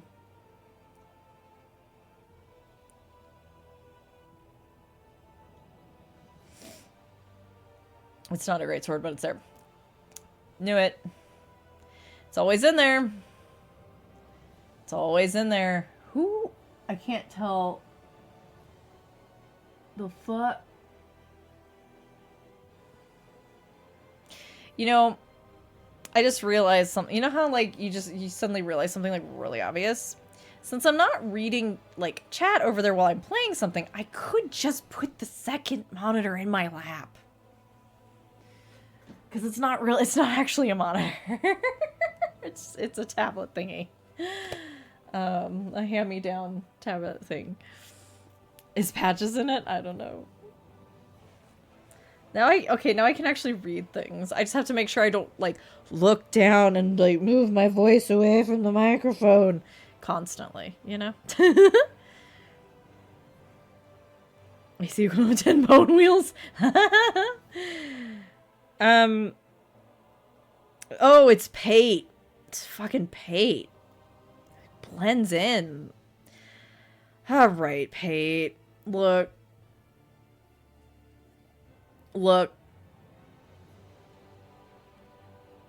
You're stinky. But I don't know if you're F tier stinky.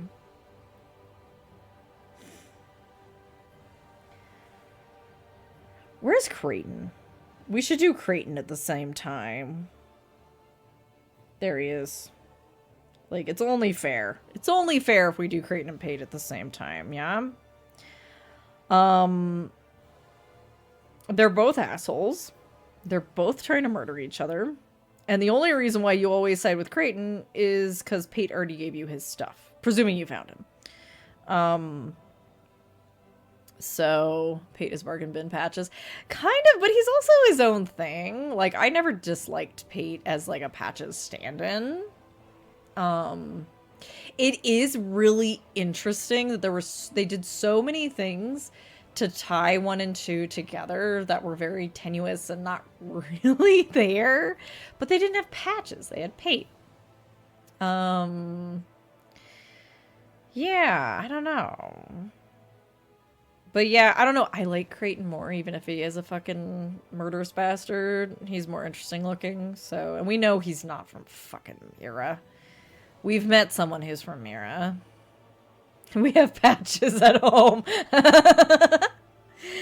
Yeah. Yeah. But I don't want to drop him in, because I don't want to, like... I don't want to plunge attack him. Necessarily. But they do... I mean, whichever one is still standing at the end of that whole side quest deal, whichever one is still standing will try to double cross you if you don't murder them on the spot. I did the middle ground when I did it for YouTube, where it was like, well, I know I should kill Creighton to get his stuff too, but I want to, like, show both ends of it. I want to show that you have to pick a side, but I also want to show what happens if you leave one of them there. They fucking try to fucking murder you without being there. They leave a fucking trap for you. So they're kind of assholes, but I don't know. I don't know, man. I don't know if I want to drop him into F. We'll see. We'll see how this goes. We'll see how this goes. Head of Vengirl. Ooh, Head of Vengirl's at least A. I would say even S. I like the Head of Vengirl. Let's get Head of Vengirl up here in S. I like that character. I love the idea of a warrior whose head has become separated from its body, and the body rages on, while the head has the chance to be like, wow, I can just sit here and be at peace. No more fighting. No more battles, no more wars, no more selling myself as a mercenary. I can just enjoy nature. And occasionally have a random person walk by and talk to me. Imagine if Bone Wheels fired missiles and breathed fire. Yeah, and he sells stuff. So he's cool. I'm wondering, do I want to move Quilana? No, I don't know. Quilana and Laurentius, I'm just like, it's really hard. That's why I've got Gwendolyn kind of sandwiched between them, because it's hard for me to pick where to get these three, put these three, line them up, you know? Okay. Okay, next up. Kale the Cartographer. I like Kale. I know he's not, like, a super interesting character, but I like the idea of a cartographer in these games. So I'm kind of partial to him. Let's see, where would I put you? I'd say Kale could be in B or high C.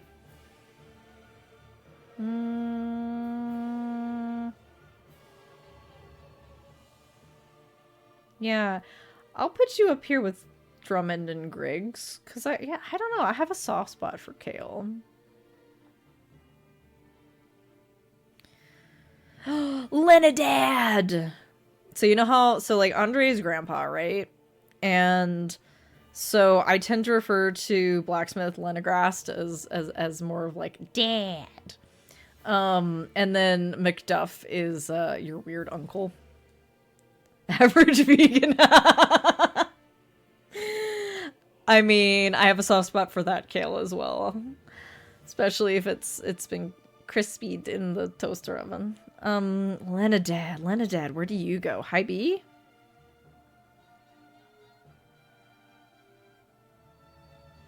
High B? You annoy me because you and Chloanne won't talk to each other, even though you know that that's like your fucking daughter, but okay. Kale's not for everybody. I know it's I mean, it's a dark leaf thing. It can be really sour. If you've never had it like essentially like toasted with like oil and salt and basically made into a chip, but not a kale chip like you buy at the store, like in your toaster oven. I recommend giving it a try and seeing if you like that better. Because that's like my favorite way to eat kale. I generally don't just like eat a kale salad. I'm like, I want it toasty or I want it in a smoothie. If I want a dark leaf thing in my salad, I just give me spinach. Rat King! A. Rat King is A. Where do we put Rat King in A? Rat King! Rat King! Rat King! I love Rat King. I love Rat King. Maybe here with Fair Lady? That seems fair. Rat King! I love that you can become rat. If you like rats, you can become rat in Dark Souls 2. You can swear allegiance to the Rat King. It's great. I love the Rat King. Chancellor Welliger. Ooh, that's at least a high B. That's at least a high B. You know, I put Benhart...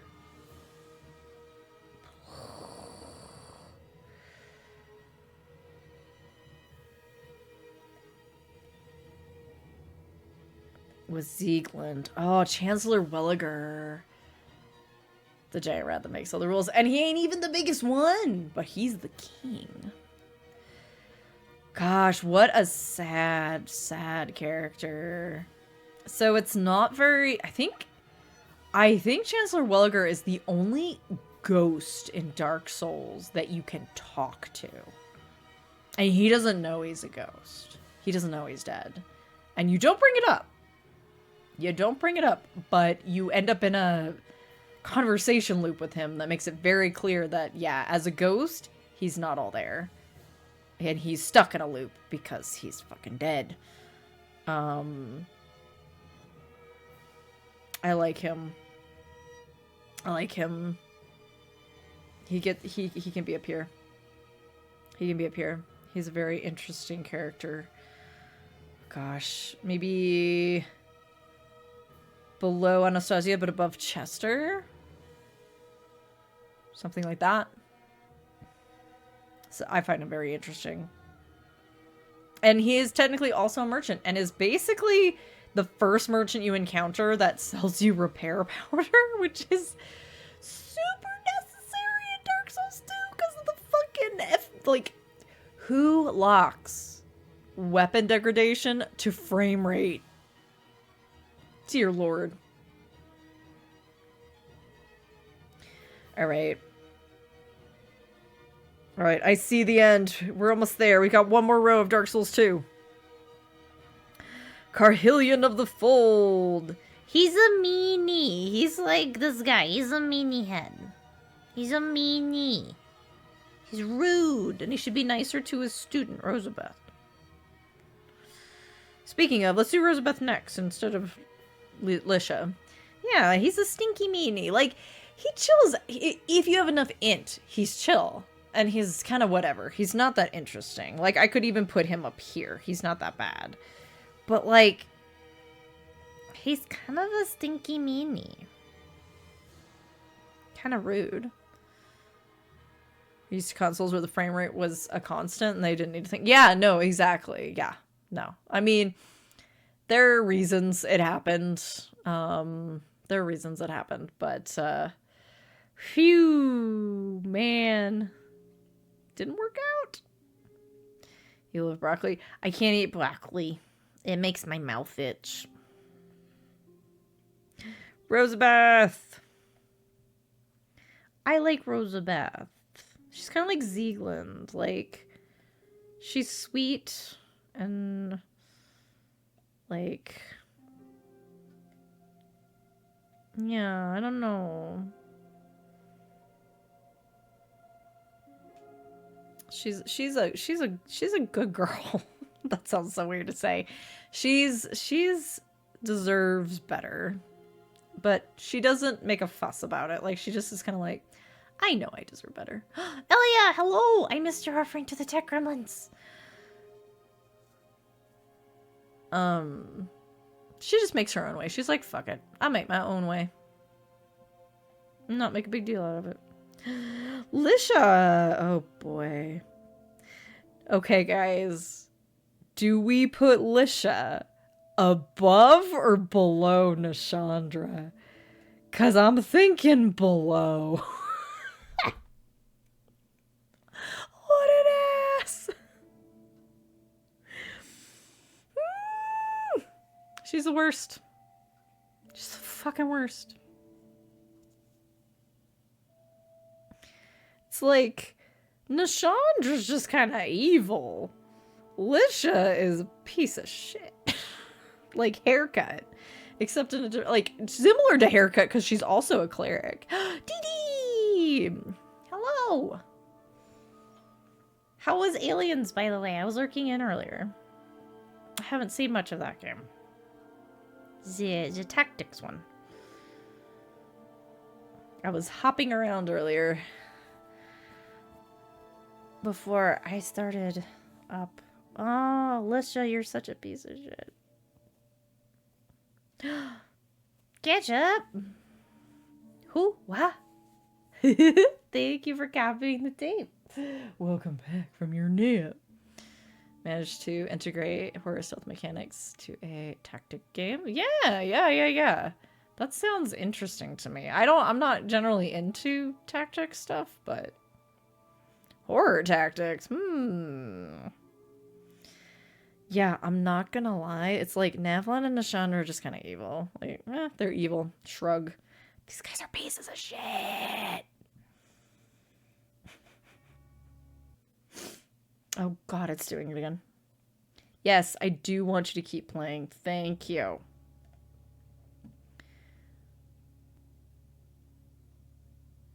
Alright, who's... My girl. My girl is next. We gotta put her in S tier. We gotta put her way up in S tier. Way up in S tier. She gets to be up here with, like, Siegmeyer and Laurentius. And in fact, I like Siegmeyer a lot. But we haven't gotten to Siegward yet.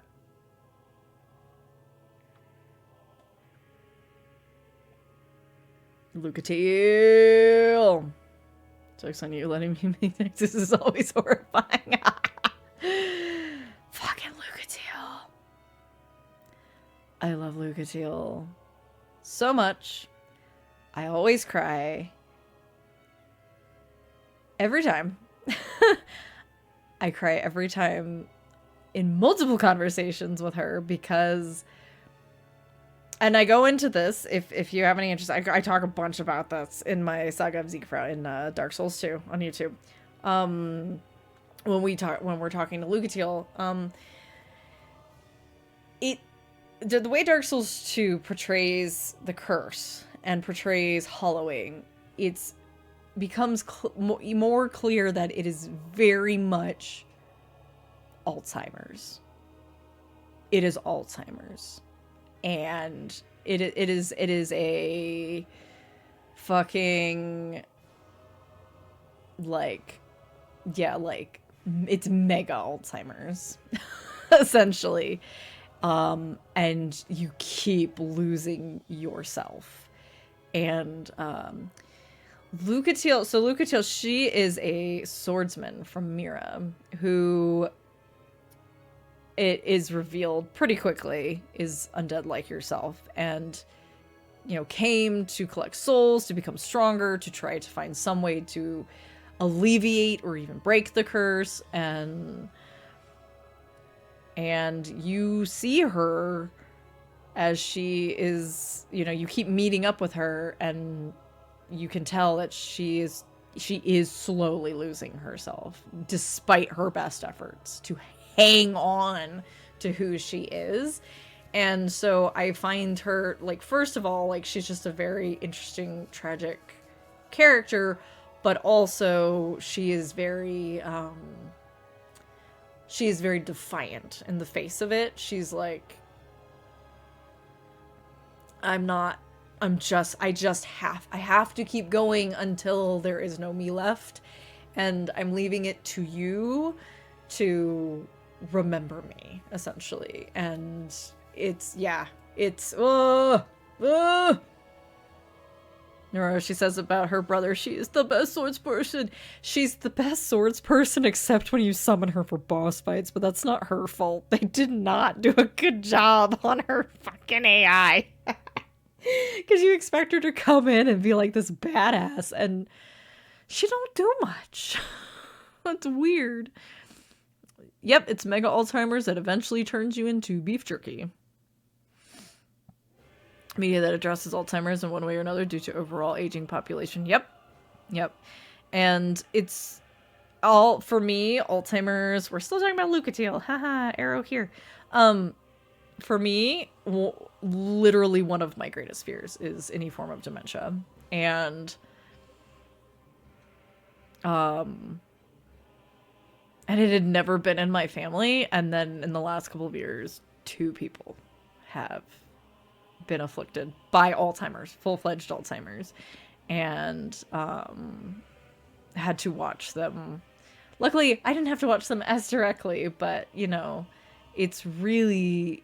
Yeah, and they both dealt with it in different ways. One person dealt with it in a way that was very, you know, they did everything they could to take care of themselves. They recognized that there were, you know, issues. They accepted help, you know, and they very gracefully, you know, eventually passed on.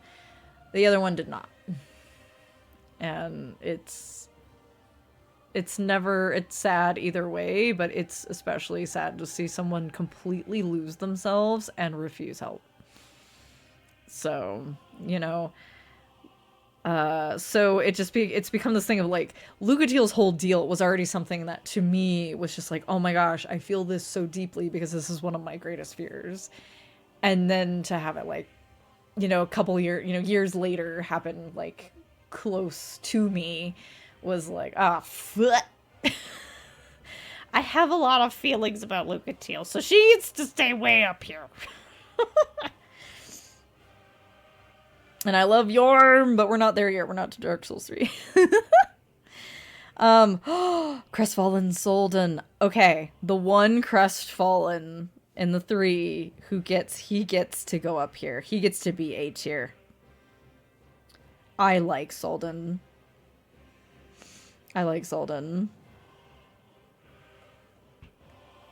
He is the only Crestfallen that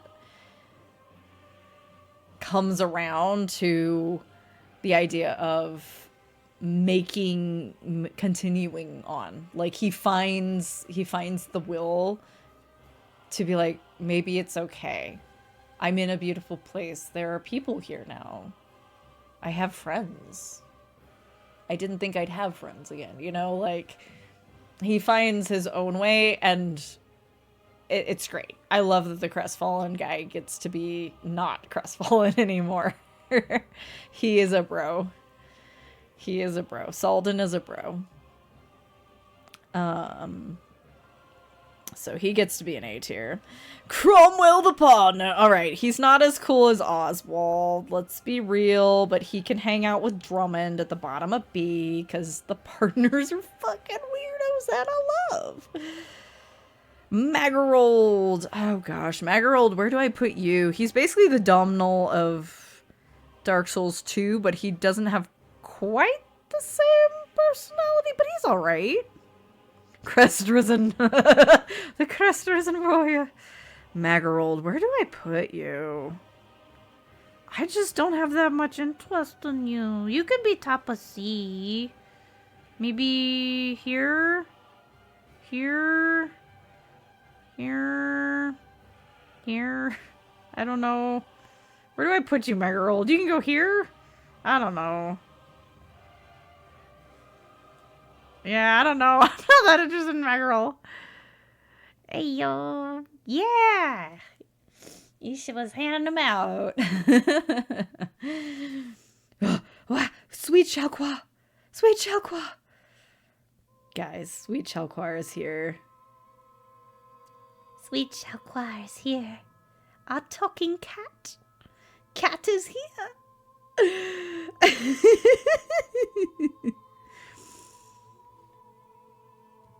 Oh, sweet Jesus.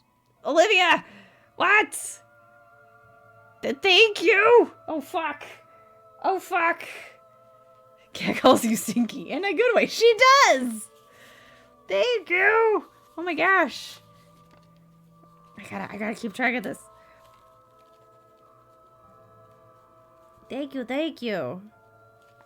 That's so generous. Paying it forward, yeah.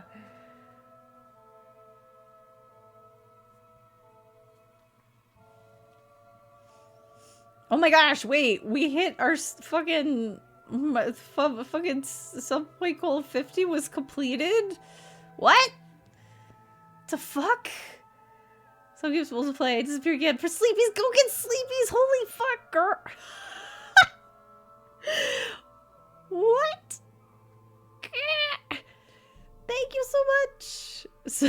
Sub goal completed. Oh my gosh. Wow, that means even more emote slots that I have to fill. Oh my gosh, that means okay. I have to make sure I tack these on. I will take a break after 2 and add everything up and see where we're at for the SUBtember, which is separate from like the default sub goal.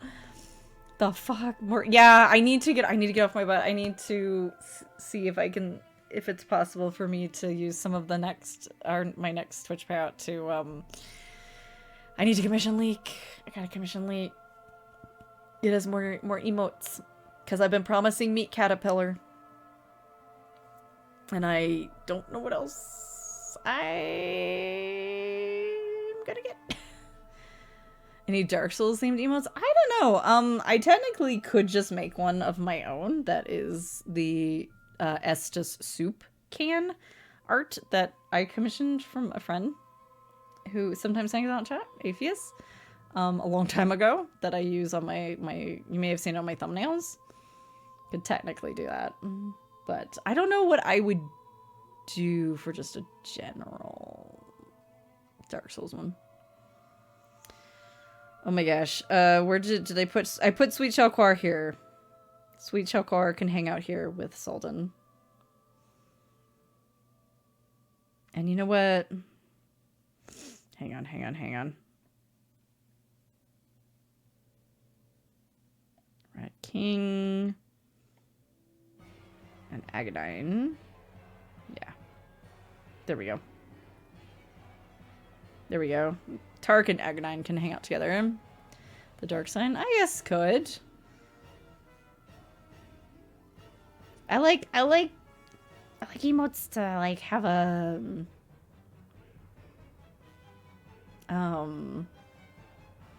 like it would need to be something, I don't know, tied to something in the streams. I don't know. Ancient Dragon. The Ancient Dragon is cool. Ancient Dragon can hang out up here somewhere. Let's see.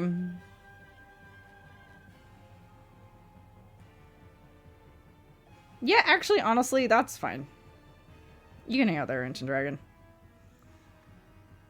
It has to be cool. It's called the Ancient Dragon. He's not really a dragon, even. Steady Hand McDuff. It's our weird uncle. It's our weird uncle, guys. Where do I put you?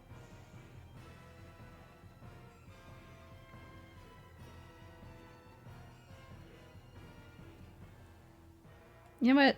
Ancient Dragon, you can come up a little bit. And that way, Steady Hand McDuff can be like here. Flame.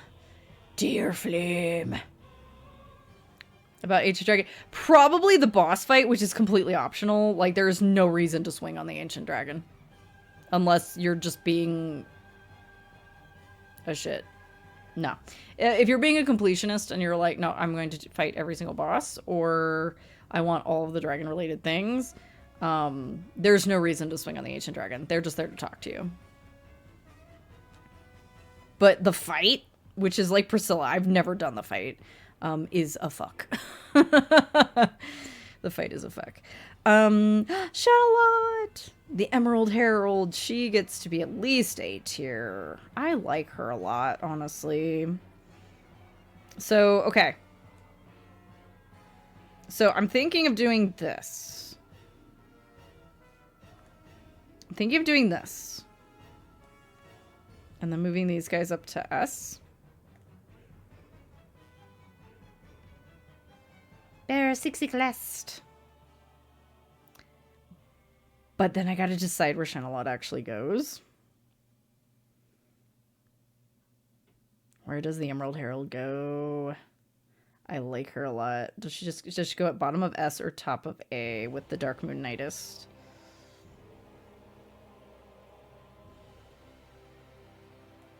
Let's keep her top of A with the Dark Moon Girl. For now.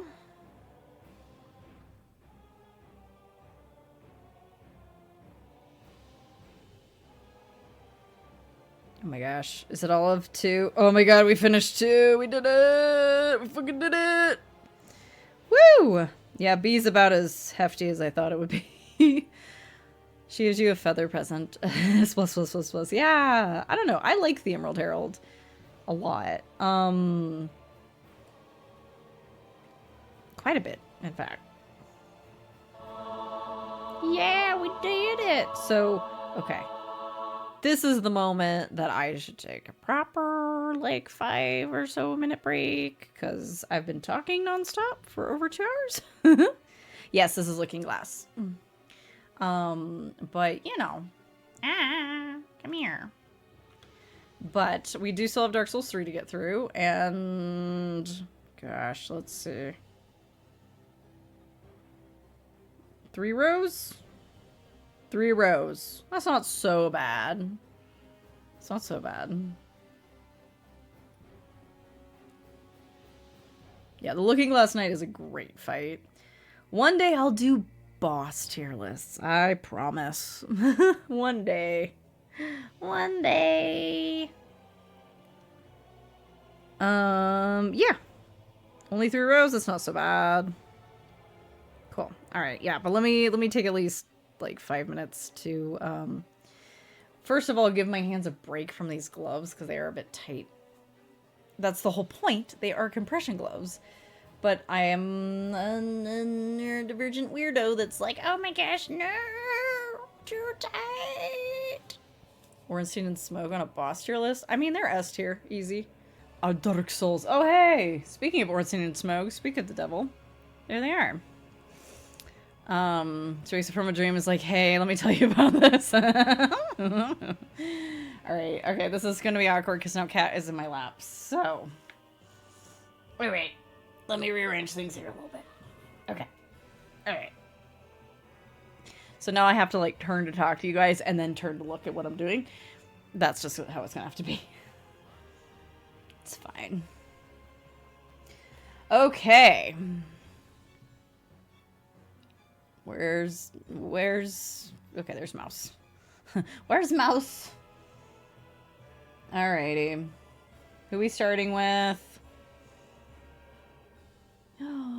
Yol. Oh, Yol of Londor. Okay, Yol. Well, you get to be at least a B, because you're a nice guy. Let's see.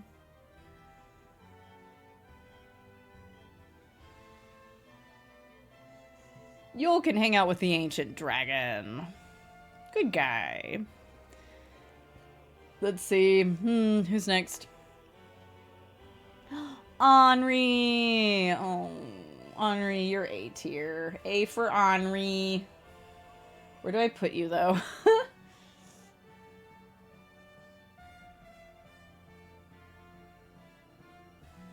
Let's see. I'm not sure. Should I put her with Fair Lady? That's okay. I let him turn us into beef jerky. It's fine. You don't have to take those things from him. You don't have to take any of those levels from him.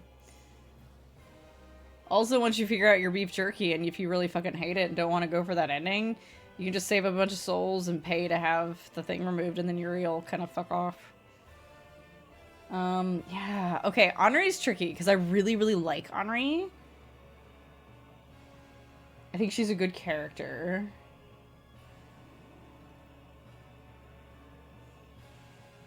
But do I put her above some of these little side characters or not? That's the hard call.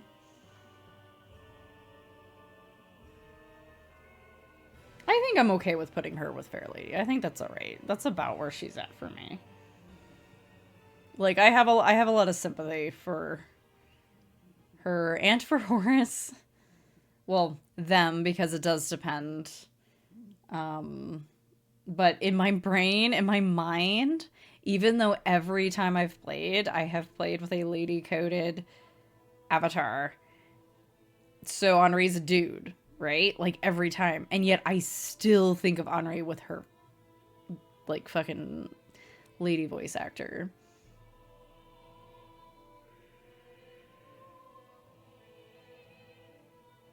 Blech. It's nothing against the gent voice actor. He does a good job, but I still think of Henri. I think also because even though Henri is a unisex name, I think, in Japan, which is part of why they picked it, it is a Japanese name. Despite that, every Henri I ever met was a lady. So I think that has subconsciously something to do with why I always code Henri to be a girl. Ismail.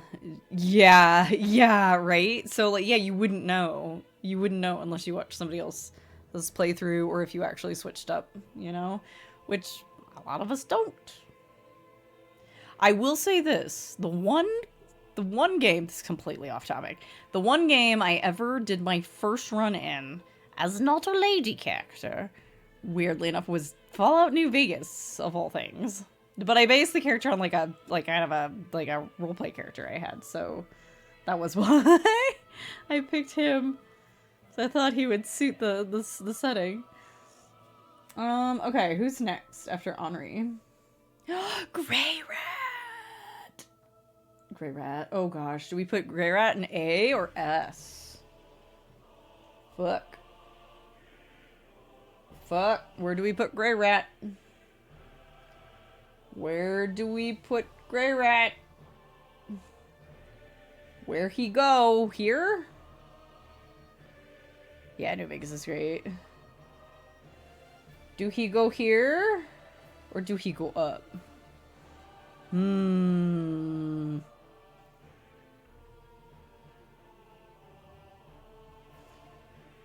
Well, these three may all go up anyway, so we'll keep him hanging out here. These ladies, for now. Even at this distance, I can barely read this. This is Cornix, your pyromancy teacher. He's alright.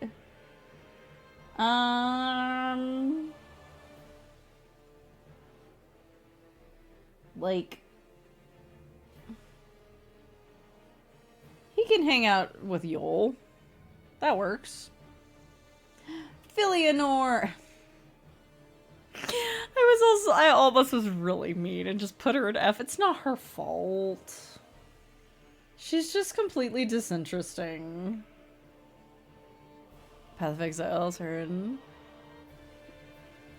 Except the ranger who sees it because she's a lesbian. That's awesome. Hell yeah. Let's go. Gosh, yeah, I'm so indifferent about Filianor. I wish there was more to know about her, but like...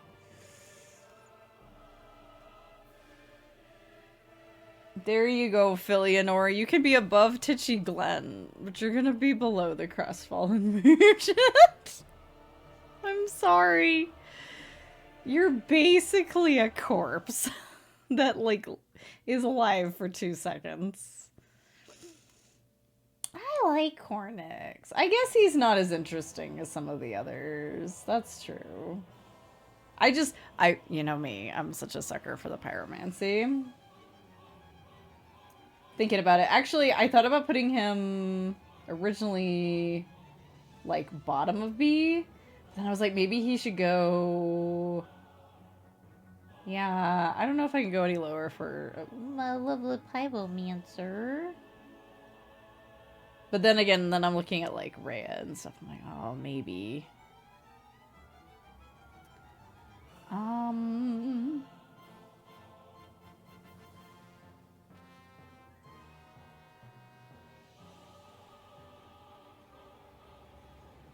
Yeah, we'll put you here, next to Kale. You can hang out with Kale. You're about that level.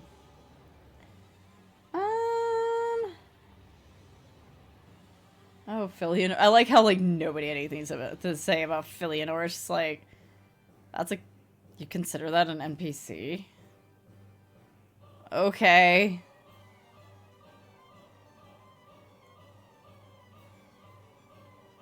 Oh, wait. The Old Wolf of Farron is not an... Okay.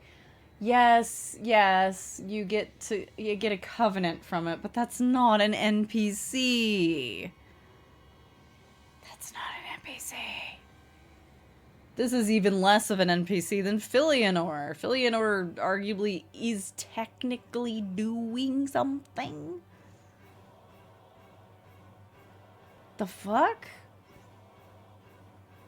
The old wolf is just laying there like... But they didn't remember Snuggly. Yeah, I'm a little weirded out.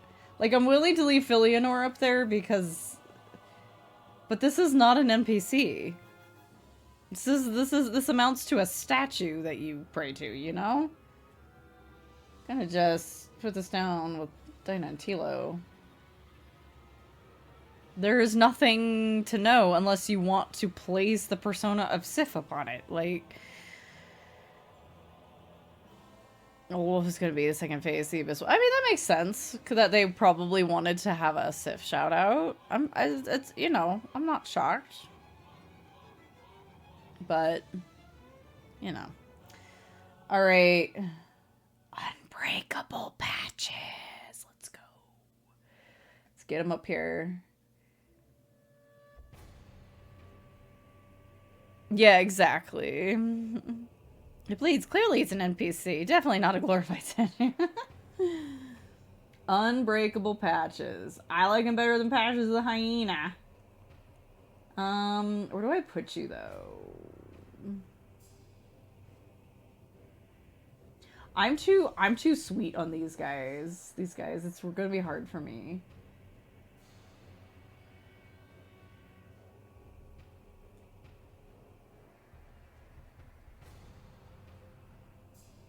You know what? This is my fucking tier list. I love you, Henri, but...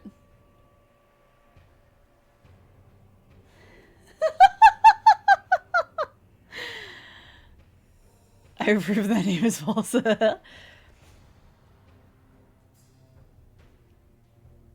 Yeah, I think the idea of the Abyss Watchers actually culminating into a singular vessel made sense. Can I do this to Henri? I don't know. Can I do this to Henri? I don't know. I'm really sweet on these three. I think I'm gonna do that. And okay, okay. The Dark Souls 3 patches is probably the one I want to punch the most out of all of them. But man, like, I just love that it just all comes out. I was like, this is who I am, man. I don't know how to describe it without giving things away for people who haven't played all of 3. He stole the Onion's pants. I know. You want I will say this. Not in his defense, but basically, if he still has that armor and you haven't gotten it off of him to give to Onion Bro, then at least he uses it to save Grey Rat's butt. So even if you haven't gotten, like, so either way, like, Grey Rat gets saved in that one instance, right? Like, it's like he's, like, in his ultimate form. Especially when you get into, like, the fucking, like, weird stuff in Ring City.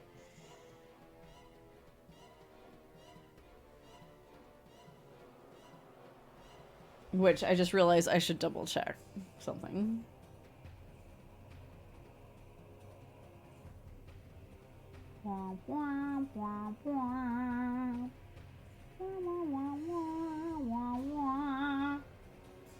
Okay, seems like they were smart enough to not make them separate characters. Cool. Firekeeper. I like the Dark Souls 3 Firekeeper. I do like the Dark Souls 3 Firekeeper. There's just something about her design that, like, really I'm very attached to. But as far as, like, who she is, I don't know. Maybe she and Anastasia can just hang out. Can the Firekeepers just hang out here? I mean, arguably, Emerald Herald's kind of a Firekeeper, but not in the same way. Not in the same way. All the Firekeepers have left in Dark Souls 2.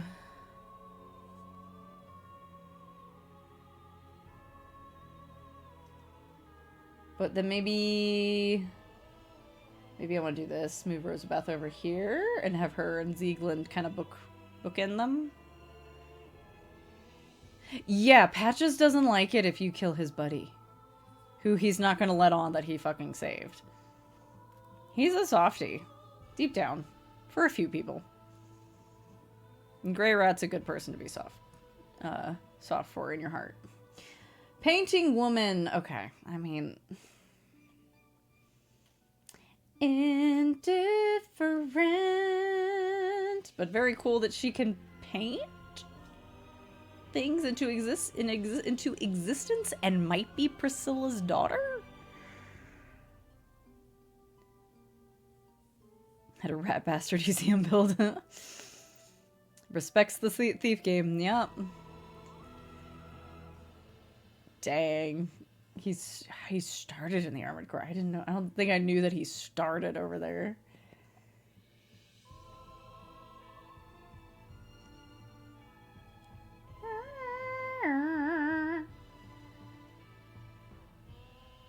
You know, Falcon. You're just not that interesting. I'm gonna bump you down. Nice. Okay, again, Velka is literally a statue. She is not an NPC. The fuck is with this? I just had a whole spiel earlier about how that's the one, like, entitled fan tantrum that I will throw about Dark Souls as a trilogy, is that we never got to meet Velka. She's arguably one of the most interesting potential characters out there, because she's the one god who can, like, never, like, completely, like, disappear or, you know, lose power, because man will always sin. Like, it's just man's nature, right? Turning into a pumpkin. Thank you, Wendy. Have a good night. My very first Dark Souls in which game? In Dark Souls 1? I'm trying to, I don't know if I can remember. No, oh, what am I saying? I know exactly what I ran. I know exactly what I ran. was like, I don't know if I can... Bruh. Because in Dark Souls 1, it was the Baller Swag sword. I mean, Baldur's Side sword. I farmed for that.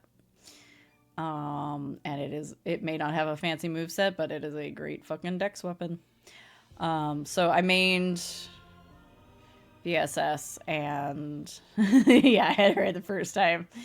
And then as like a secondary that I would use sometimes for funsies, I had like the Great Scythe, like the big like Reaper scythe. That I would spin around and stuff. But I used the VSS through most every fight, just about every fight.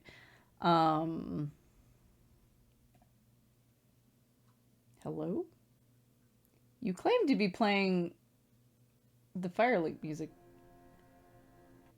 Okay, okay, there it goes. Nice raccoon. Oh yeah, I remember now. Dark Souls 2, my first time through, I made a pole arm poise tank. So I had like 4 different weapons I switched off. Rusted Twin Blade was 1. That was like my 4th one.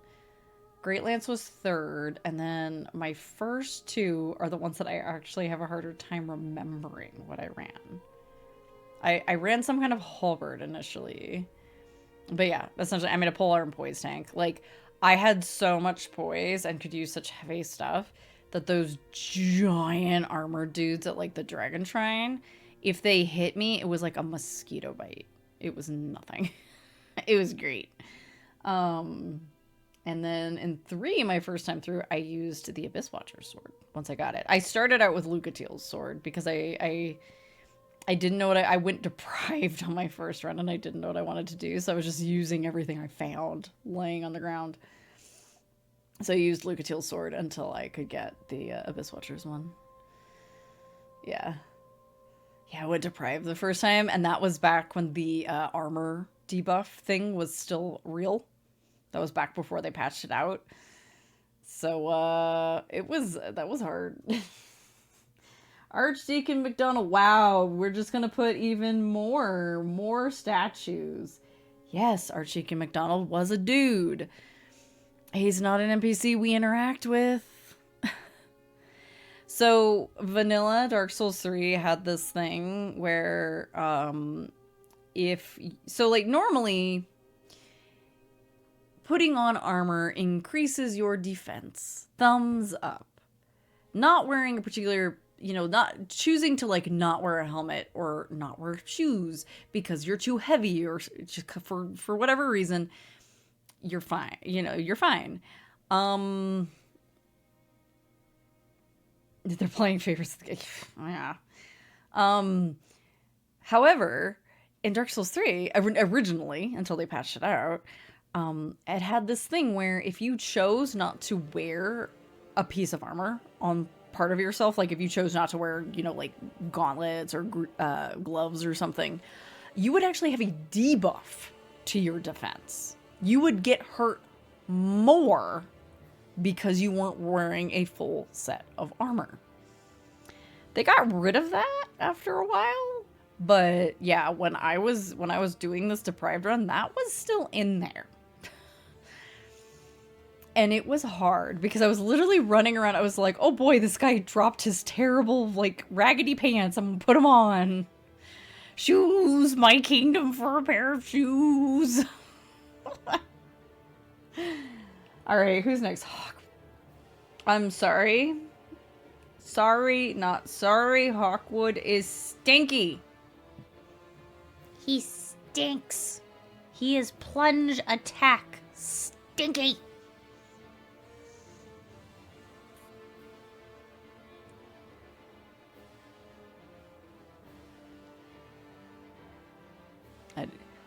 Hawkwood is the crestfallen warrior of Dark Souls 3. He used to be part of the Legion. He was with the Abyss Watchers and he abandoned them. He was supposed to be part of their group. Yeah. Yeah, and like he will come at you for your dragon shit. Yeah, he has a name. His name's Hawkwood. Yeah, he's a total asshole. He will come at you, and if he defeats you, he will, like, steal your dragon shit, and then you have to defeat him to get it back. Alright, who's next? This is an enemy, not an NPC. The Adjudicator? You don't talk to them. That's an enemy type. The fuck? Holy Knight Hodrick. Okay, this guy is super stinky, but I don't know.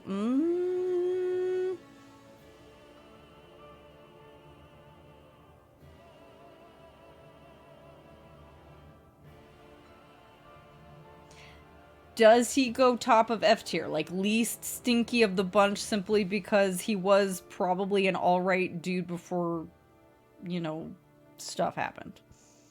Question mark. We don't actually know that. He's got a cool moveset. He also does like a invasion. Like a mad phantom thing. Shall we put him up here? Like,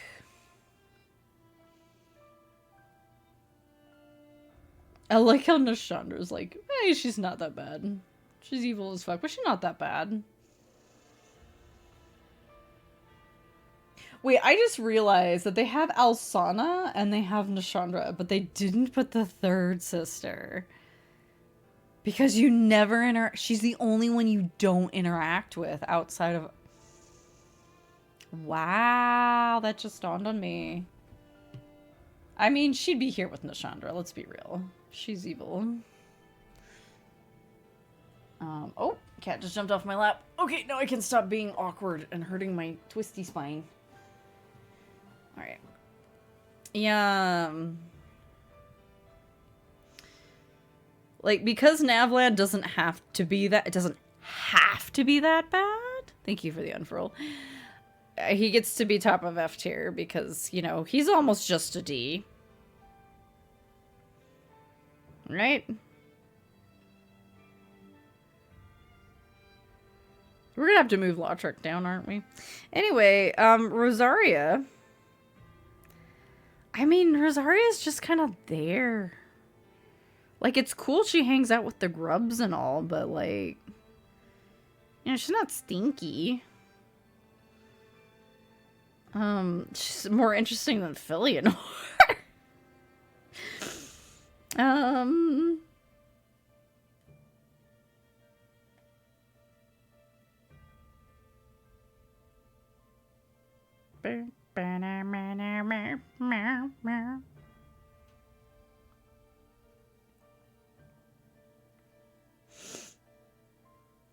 Yeah, let's see. Oh, look, it's Andre too. Well, Andre just has to be next to wherever Andre is, yeah? Andre. Easy. Done. Horus, no. I'm not putting Horus in F tier. I'm not doing it. He gets to be... Fuck. He's stinky because he attacks us. But I feel so bad for him. Because he would be an easy B for me if he wasn't stinky. But he is stinky. Nah. No.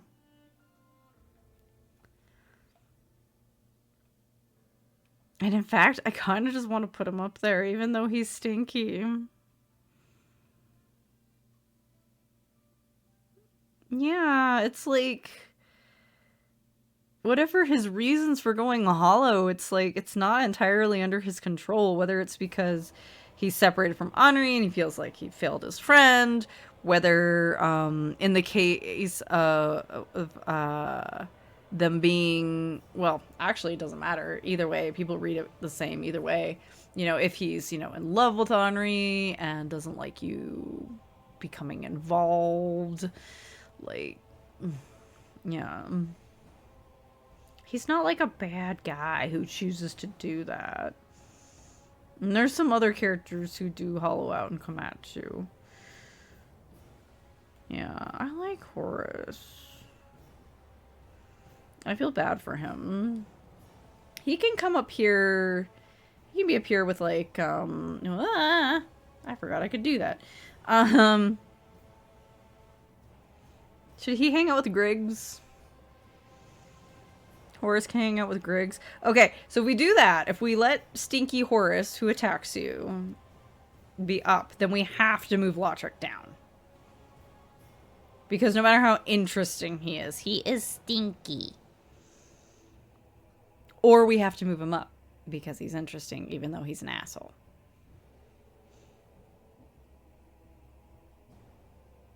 You know?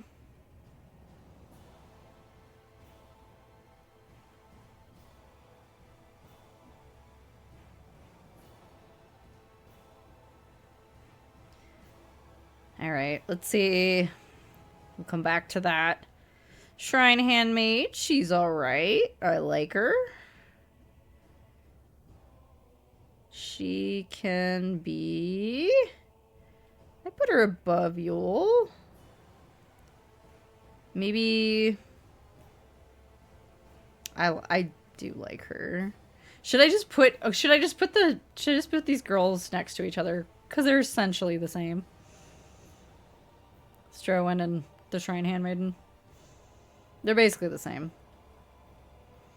Let's put them together. Yorshka! She's a good girl. In the line of good girls here. Where does she go? Maybe next to Rosabeth? They're both kind of sweeties.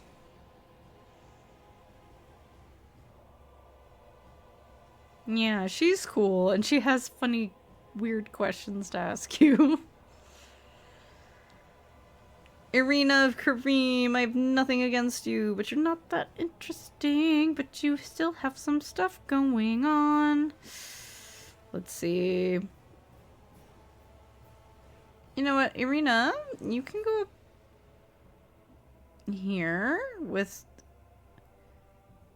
Cornix. You can go up here.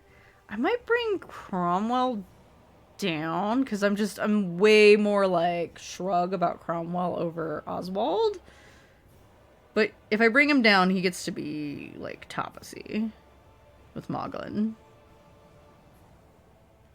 I feel like.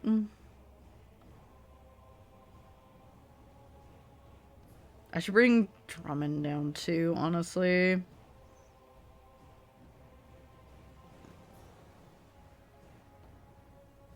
You know what? I'm soft enough for Drummond. I'm soft. I like Drummond. Okay.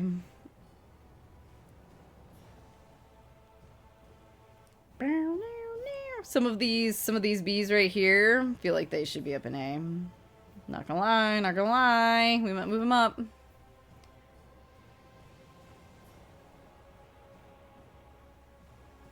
I mean, she probably would have gone into despair, let's be real. Siegward of Katarina! I love you, Siegward.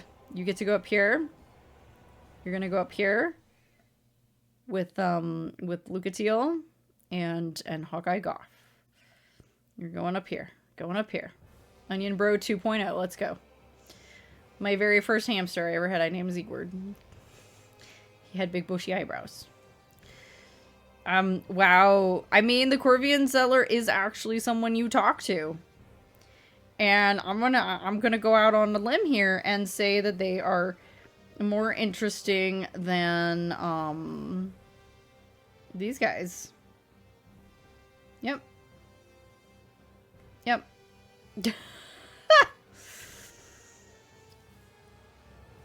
You know what, Titchy? You can go up above Filianor. Filianor just has nothing going on. Carla! I like Carla. Is Carla A or B, though? I guess Carla kind of goes into my little line of good girls here that I want to move up. A.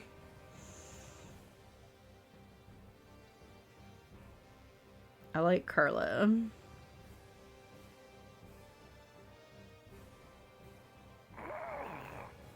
How about Carla can hang out up here? And then these guys have to move up. These guys have to move up, and then maybe Rosabeth can start off B tier, her and Yorshka.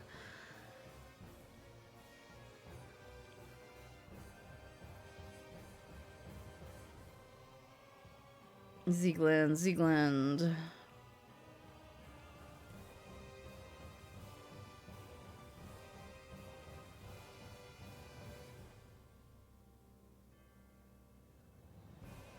Ziegland can go there. And my firekeepers can go... They can go above Patches. How's that? I might put Yorshka above Rosabeth.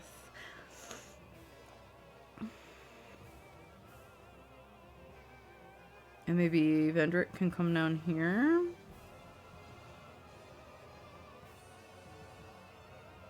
So Wilhelm! He's kind of an asshole. Hello, 10K. Wilhelm's kind of an asshole, but dang that voice. Nap time. Thank you. Got one more row. Thank you, Isha. Appreciate those subbies. Yeah, his voice is great. Oh, man, he's such an asshole. He's stinky.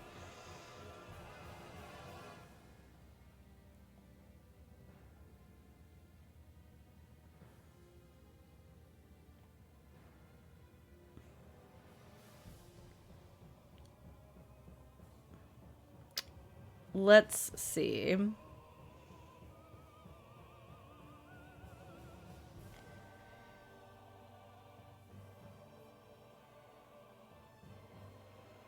So if we allow Lautrec to go up, even though he's stinky, even though he's the worst, because he's interesting, where would we even put him? That's the question. Yeah, Wilhelm, I don't know where to put you. So you're just going to hang out there for the moment. Uria's cool. I don't know if she's A tier for me.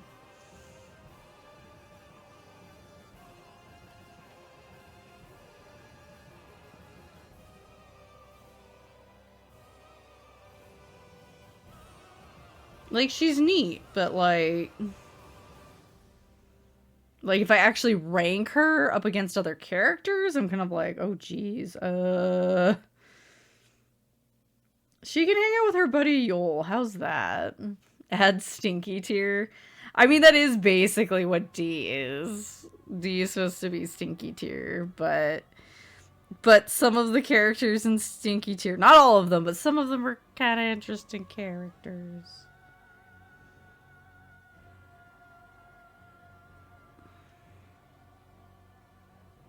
The fuck? Did they put Yuria on here twice? Yes, they did. Wow. Lazy motherfuckers.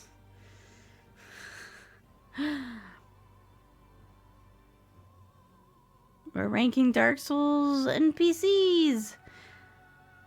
Alright, Cirrus. Okay, so Cirrus, you know, she starts out a little like, alright, snobby girl, what's up with you? But I end up liking her a fair amount.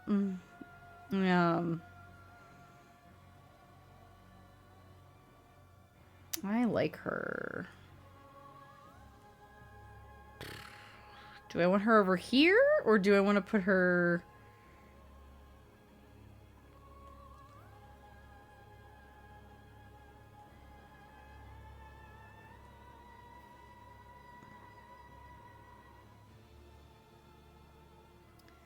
Let's see here. Maybe she could hang out with Rosabeth? I'm not sure if Cirrus is quite A tier for me, although she does give me my beloved silver cat ring. Alright.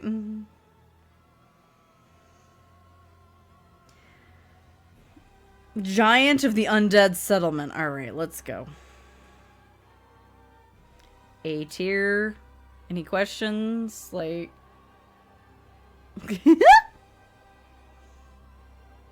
Look, man. I like my giants.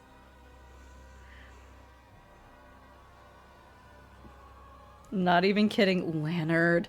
Speaking of stinky, let's put him with Wilhelm for now. Sister Frida. Okay, I'm gonna be honest. I don't like Frida. I don't like Frida. I'm not putting her in F tier or anything, but I don't like Frida. I'm gonna just roll. I'm gonna throw her up here just so we can get these characters kind of up a little bit. A good friend. No hit. Yes, exactly.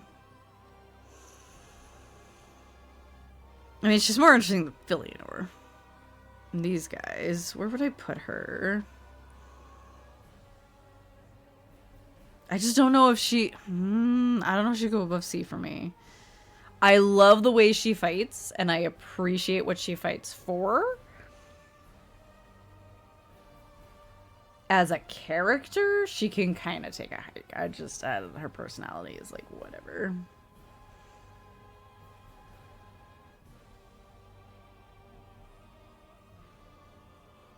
Like, maybe top of C tier?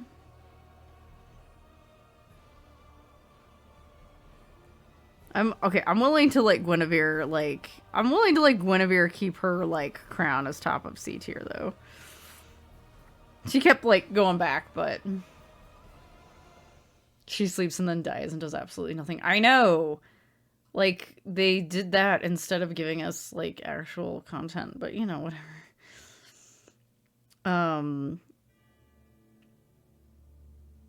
But you know what? I'm almost tempted to put her in Frida in D only because she's like...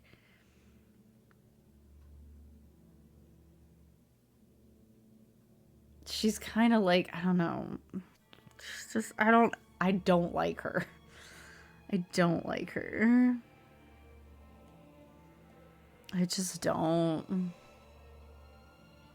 I have mixed feelings about Ring City. Emma doesn't really do anything, but she's nice. She can hang out here. Should we make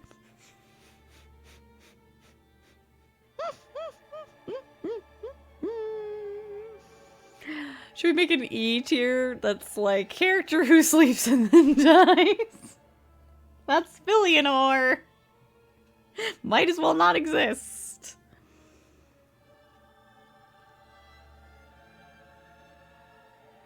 Locust Preacher? I guess he's technically an NPC, yeah. Kind of like the Corvian settlement guy. I don't like him as much, though. So, yeah. Slave Knight Gale. Ooh, that's going to be a tricky one. Hang on, I'm going to hold on to him. Aegon of Kareem, I like. Is he B or A? Maybe he can hang out here, up here with these guys. Because I do like him. Hi, B. Gives you a covenant, tells you to fuck off, and then gets killed. I mean, you know, she's doing what she's supposed to do. Yeah, she does her thing. There's just not much there. Ludlith. Ludlith's cool. Ludlith's cool. I'm willing to give him a B. Where'd I put him? Maybe with Kale? Or even... like here, maybe? Between Griggs and Horus? Or would I put him above Griggs, even? Yeah, let's put him in here. Breaking up Yule in the area. Let's see.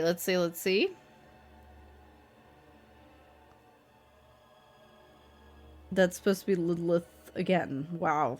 Glad I'm not trying to do all the FromSoft games. This would get wild. Alright, Gale. And then I have to figure out these ones that maybe are stinky or maybe not. Gale. I felt like Gale's a character I have mixed feelings about. I actually kind of liked him better when we were just he was just sort of kind of a semi-ally in the painted world, and then when you get more of his deal, it's like, oh, well, that's unfortunate. Oh, where to put him though?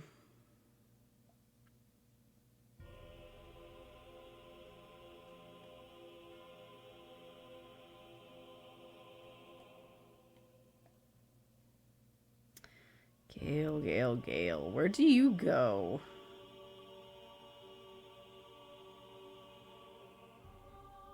Maybe above Uria, but below Ludlith?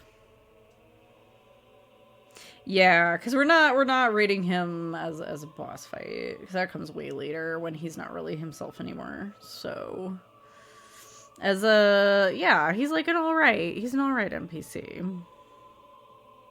Like I like him. I actually like him more than this would betray, but in comparison to other ones, he seems lower on the list, right?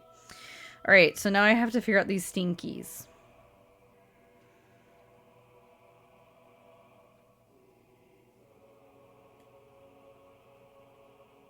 Because the higher they are on the stinky tier, the less stinky they are. Yeah. That's how that works. These guys are just boring, kind of stinky, right? Alright, so let's see. Yeah. These guys are just boring. I'm like, Filianor is so useless. Hang on.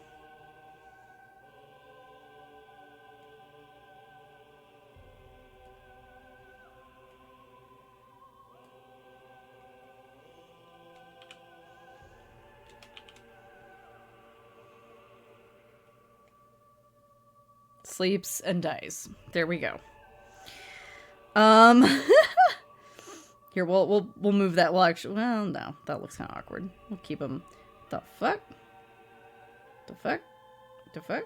Here we go. Banish to the pit of meteor. Yeah, it's like she doesn't do anything wrong. It's not her fault that FromSoft made her this way.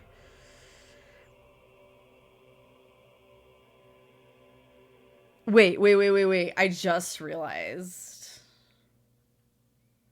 Well, I guess that's fair. You don't really get to talk. I was gonna say fucking Father Ariandel, but you don't really. I mean, he talks at you in one little cutscene. It's not really an NPC, even though he is. Yeah, Frida's kind of stinky. Right, so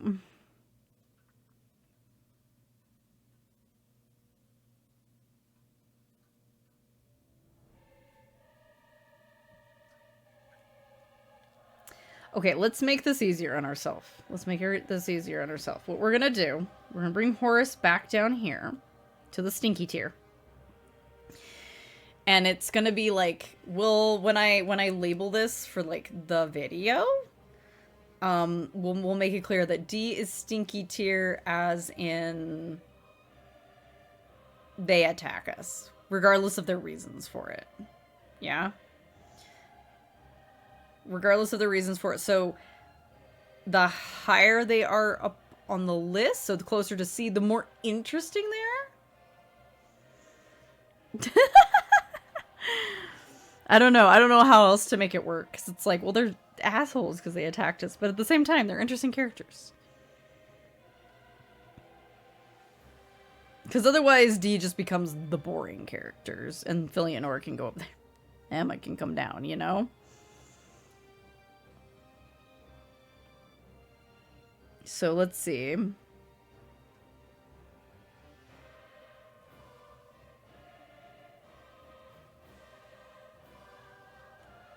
Let's see.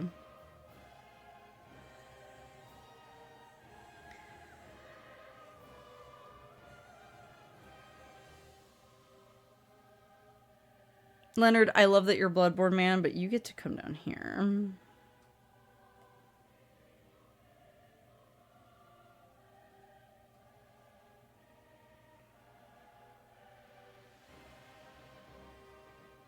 Let's see, let's see.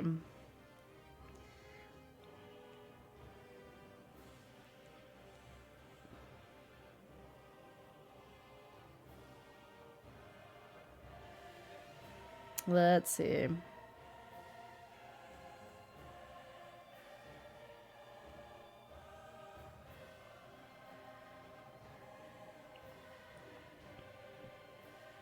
Because otherwise the D tier suddenly isn't sneaky tier anymore. It's just boring tier.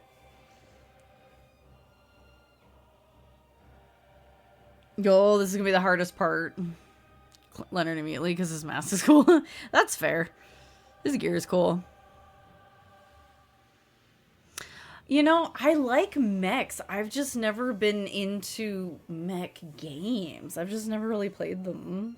They're kind of like, I think they're beyond my brain. But I like mechs in general. I think they're cool.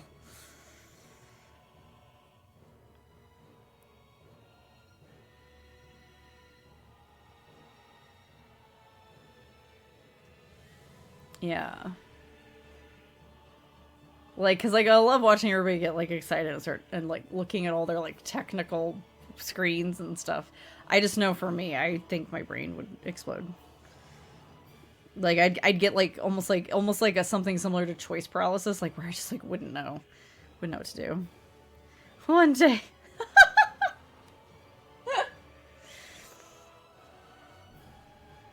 Okay.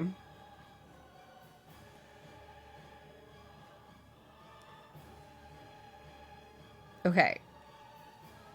Law Trek, where do you go?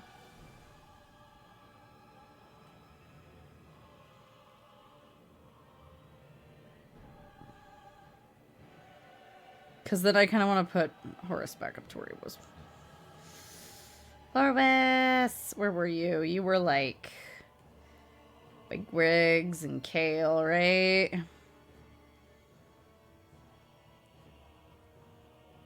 Somewhere in there. You can just be bottom B. That's easiest. Or put you in C, I guess I could. I guess I could. I said that all out of order, but you know.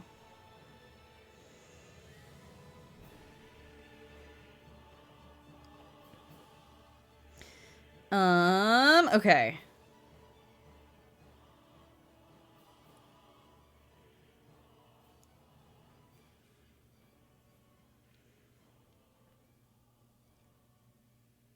All right.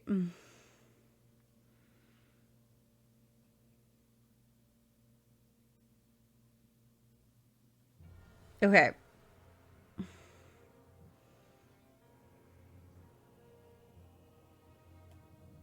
I'm almost willing to bring Carhillion up to indifferent. Because while he's kind of mean, he's mostly just not that interesting as far as like a sorcery teacher goes. He's just kind of boring.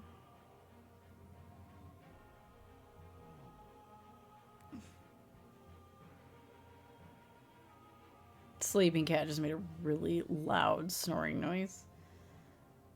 Yo, right over there, buddy.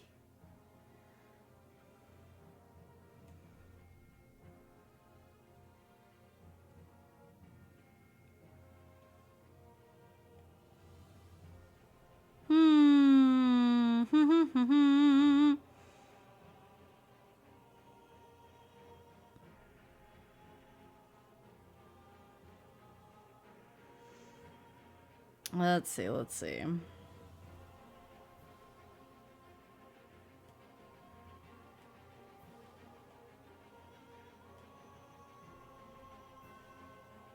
Okay, so wait.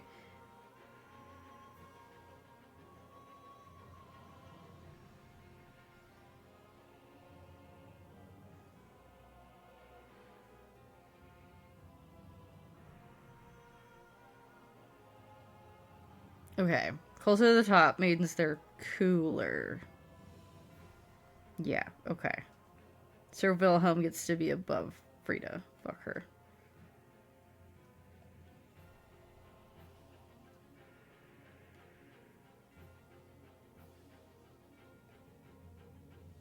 Yeah. Yeah. Okay. I think I've got this, and this is just how it's gonna have to be. Now, anybody moving to S?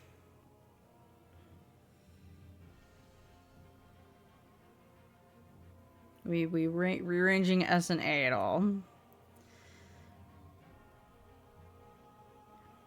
kind of good with this, although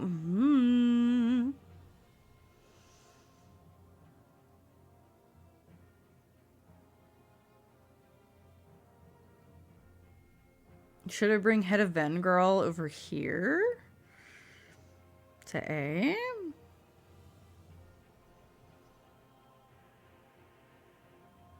I have to stare at this. I have to stare at this a bit.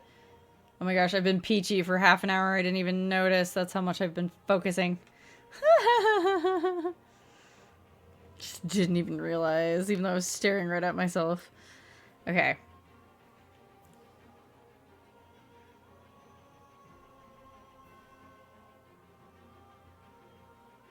I'm willing to bring yours up to A. Yeah.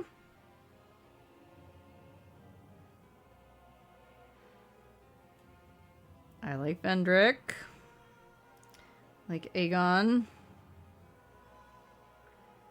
Rosabeth can start off B. She'll be our Queen of B. Erica goes in a wild turn of events. I've completely changed my mind. I think haircut's brilliant. Ugh. All right, let's see.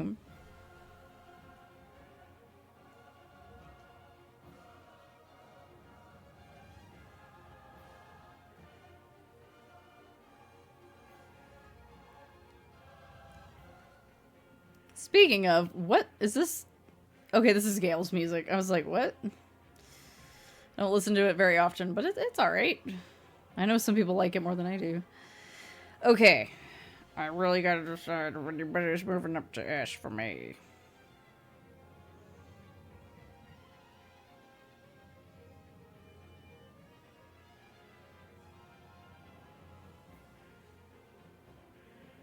This might be it.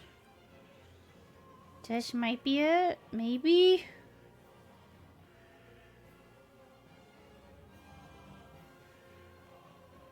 Oh my gosh. Can't even fit all this in fucking... Oh, jeez. Excuse me. Yawn. Okay. Okay. I think we've done it. I think we've done it.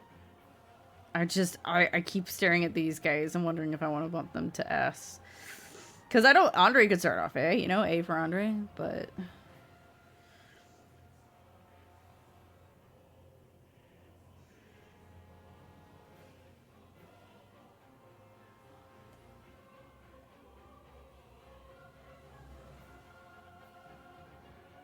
Dark Moon. Yeah, you can be Queen of A. I think that's how we're gonna roll this. I think that's how we're gonna roll this. Okay.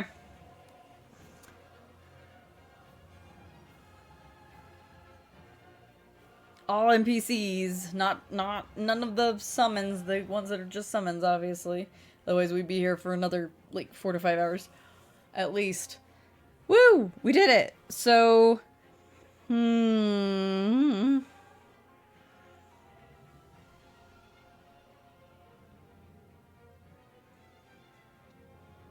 Yep, this is our S tier. Goff, Lucatiel, Ziegward, Laurentius, Gwendolyn, Ziegmeyer, Lana, Solaire, Vengirl, Giant Blacksmith, Alvina, Shanalot, aka the Emerald Herald, and Grey Rat. Funny how they name her Shanalot, even though you don't know her as Shanalot for like 90% of the game. No. 99% of the game. Another 4 to 5 hours requested. They do have lists where you can do all the summons. Yeah, I think...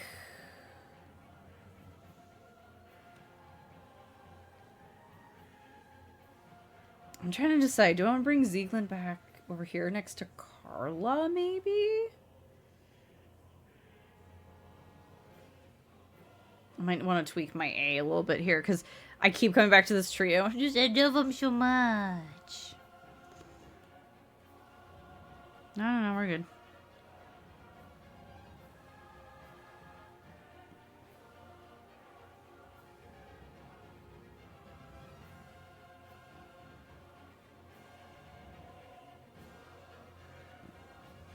Because I like Ziegland a lot.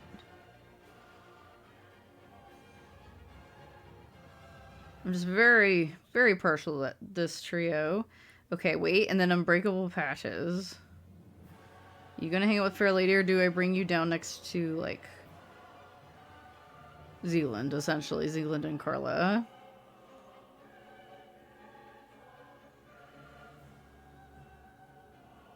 Yeah, that might be...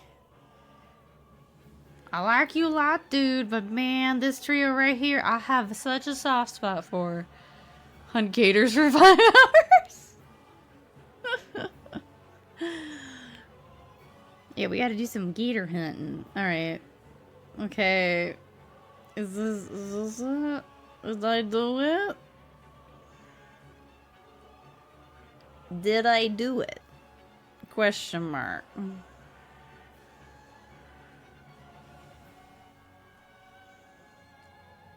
Did I do it? Maybe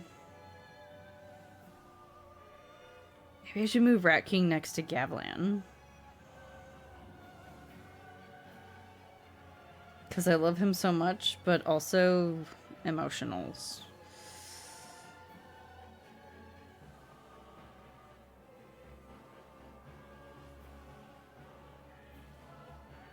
Yeah! Okay, well, I gotta stop staring at this tournament. I want to move it around more. Woohoo! We did it!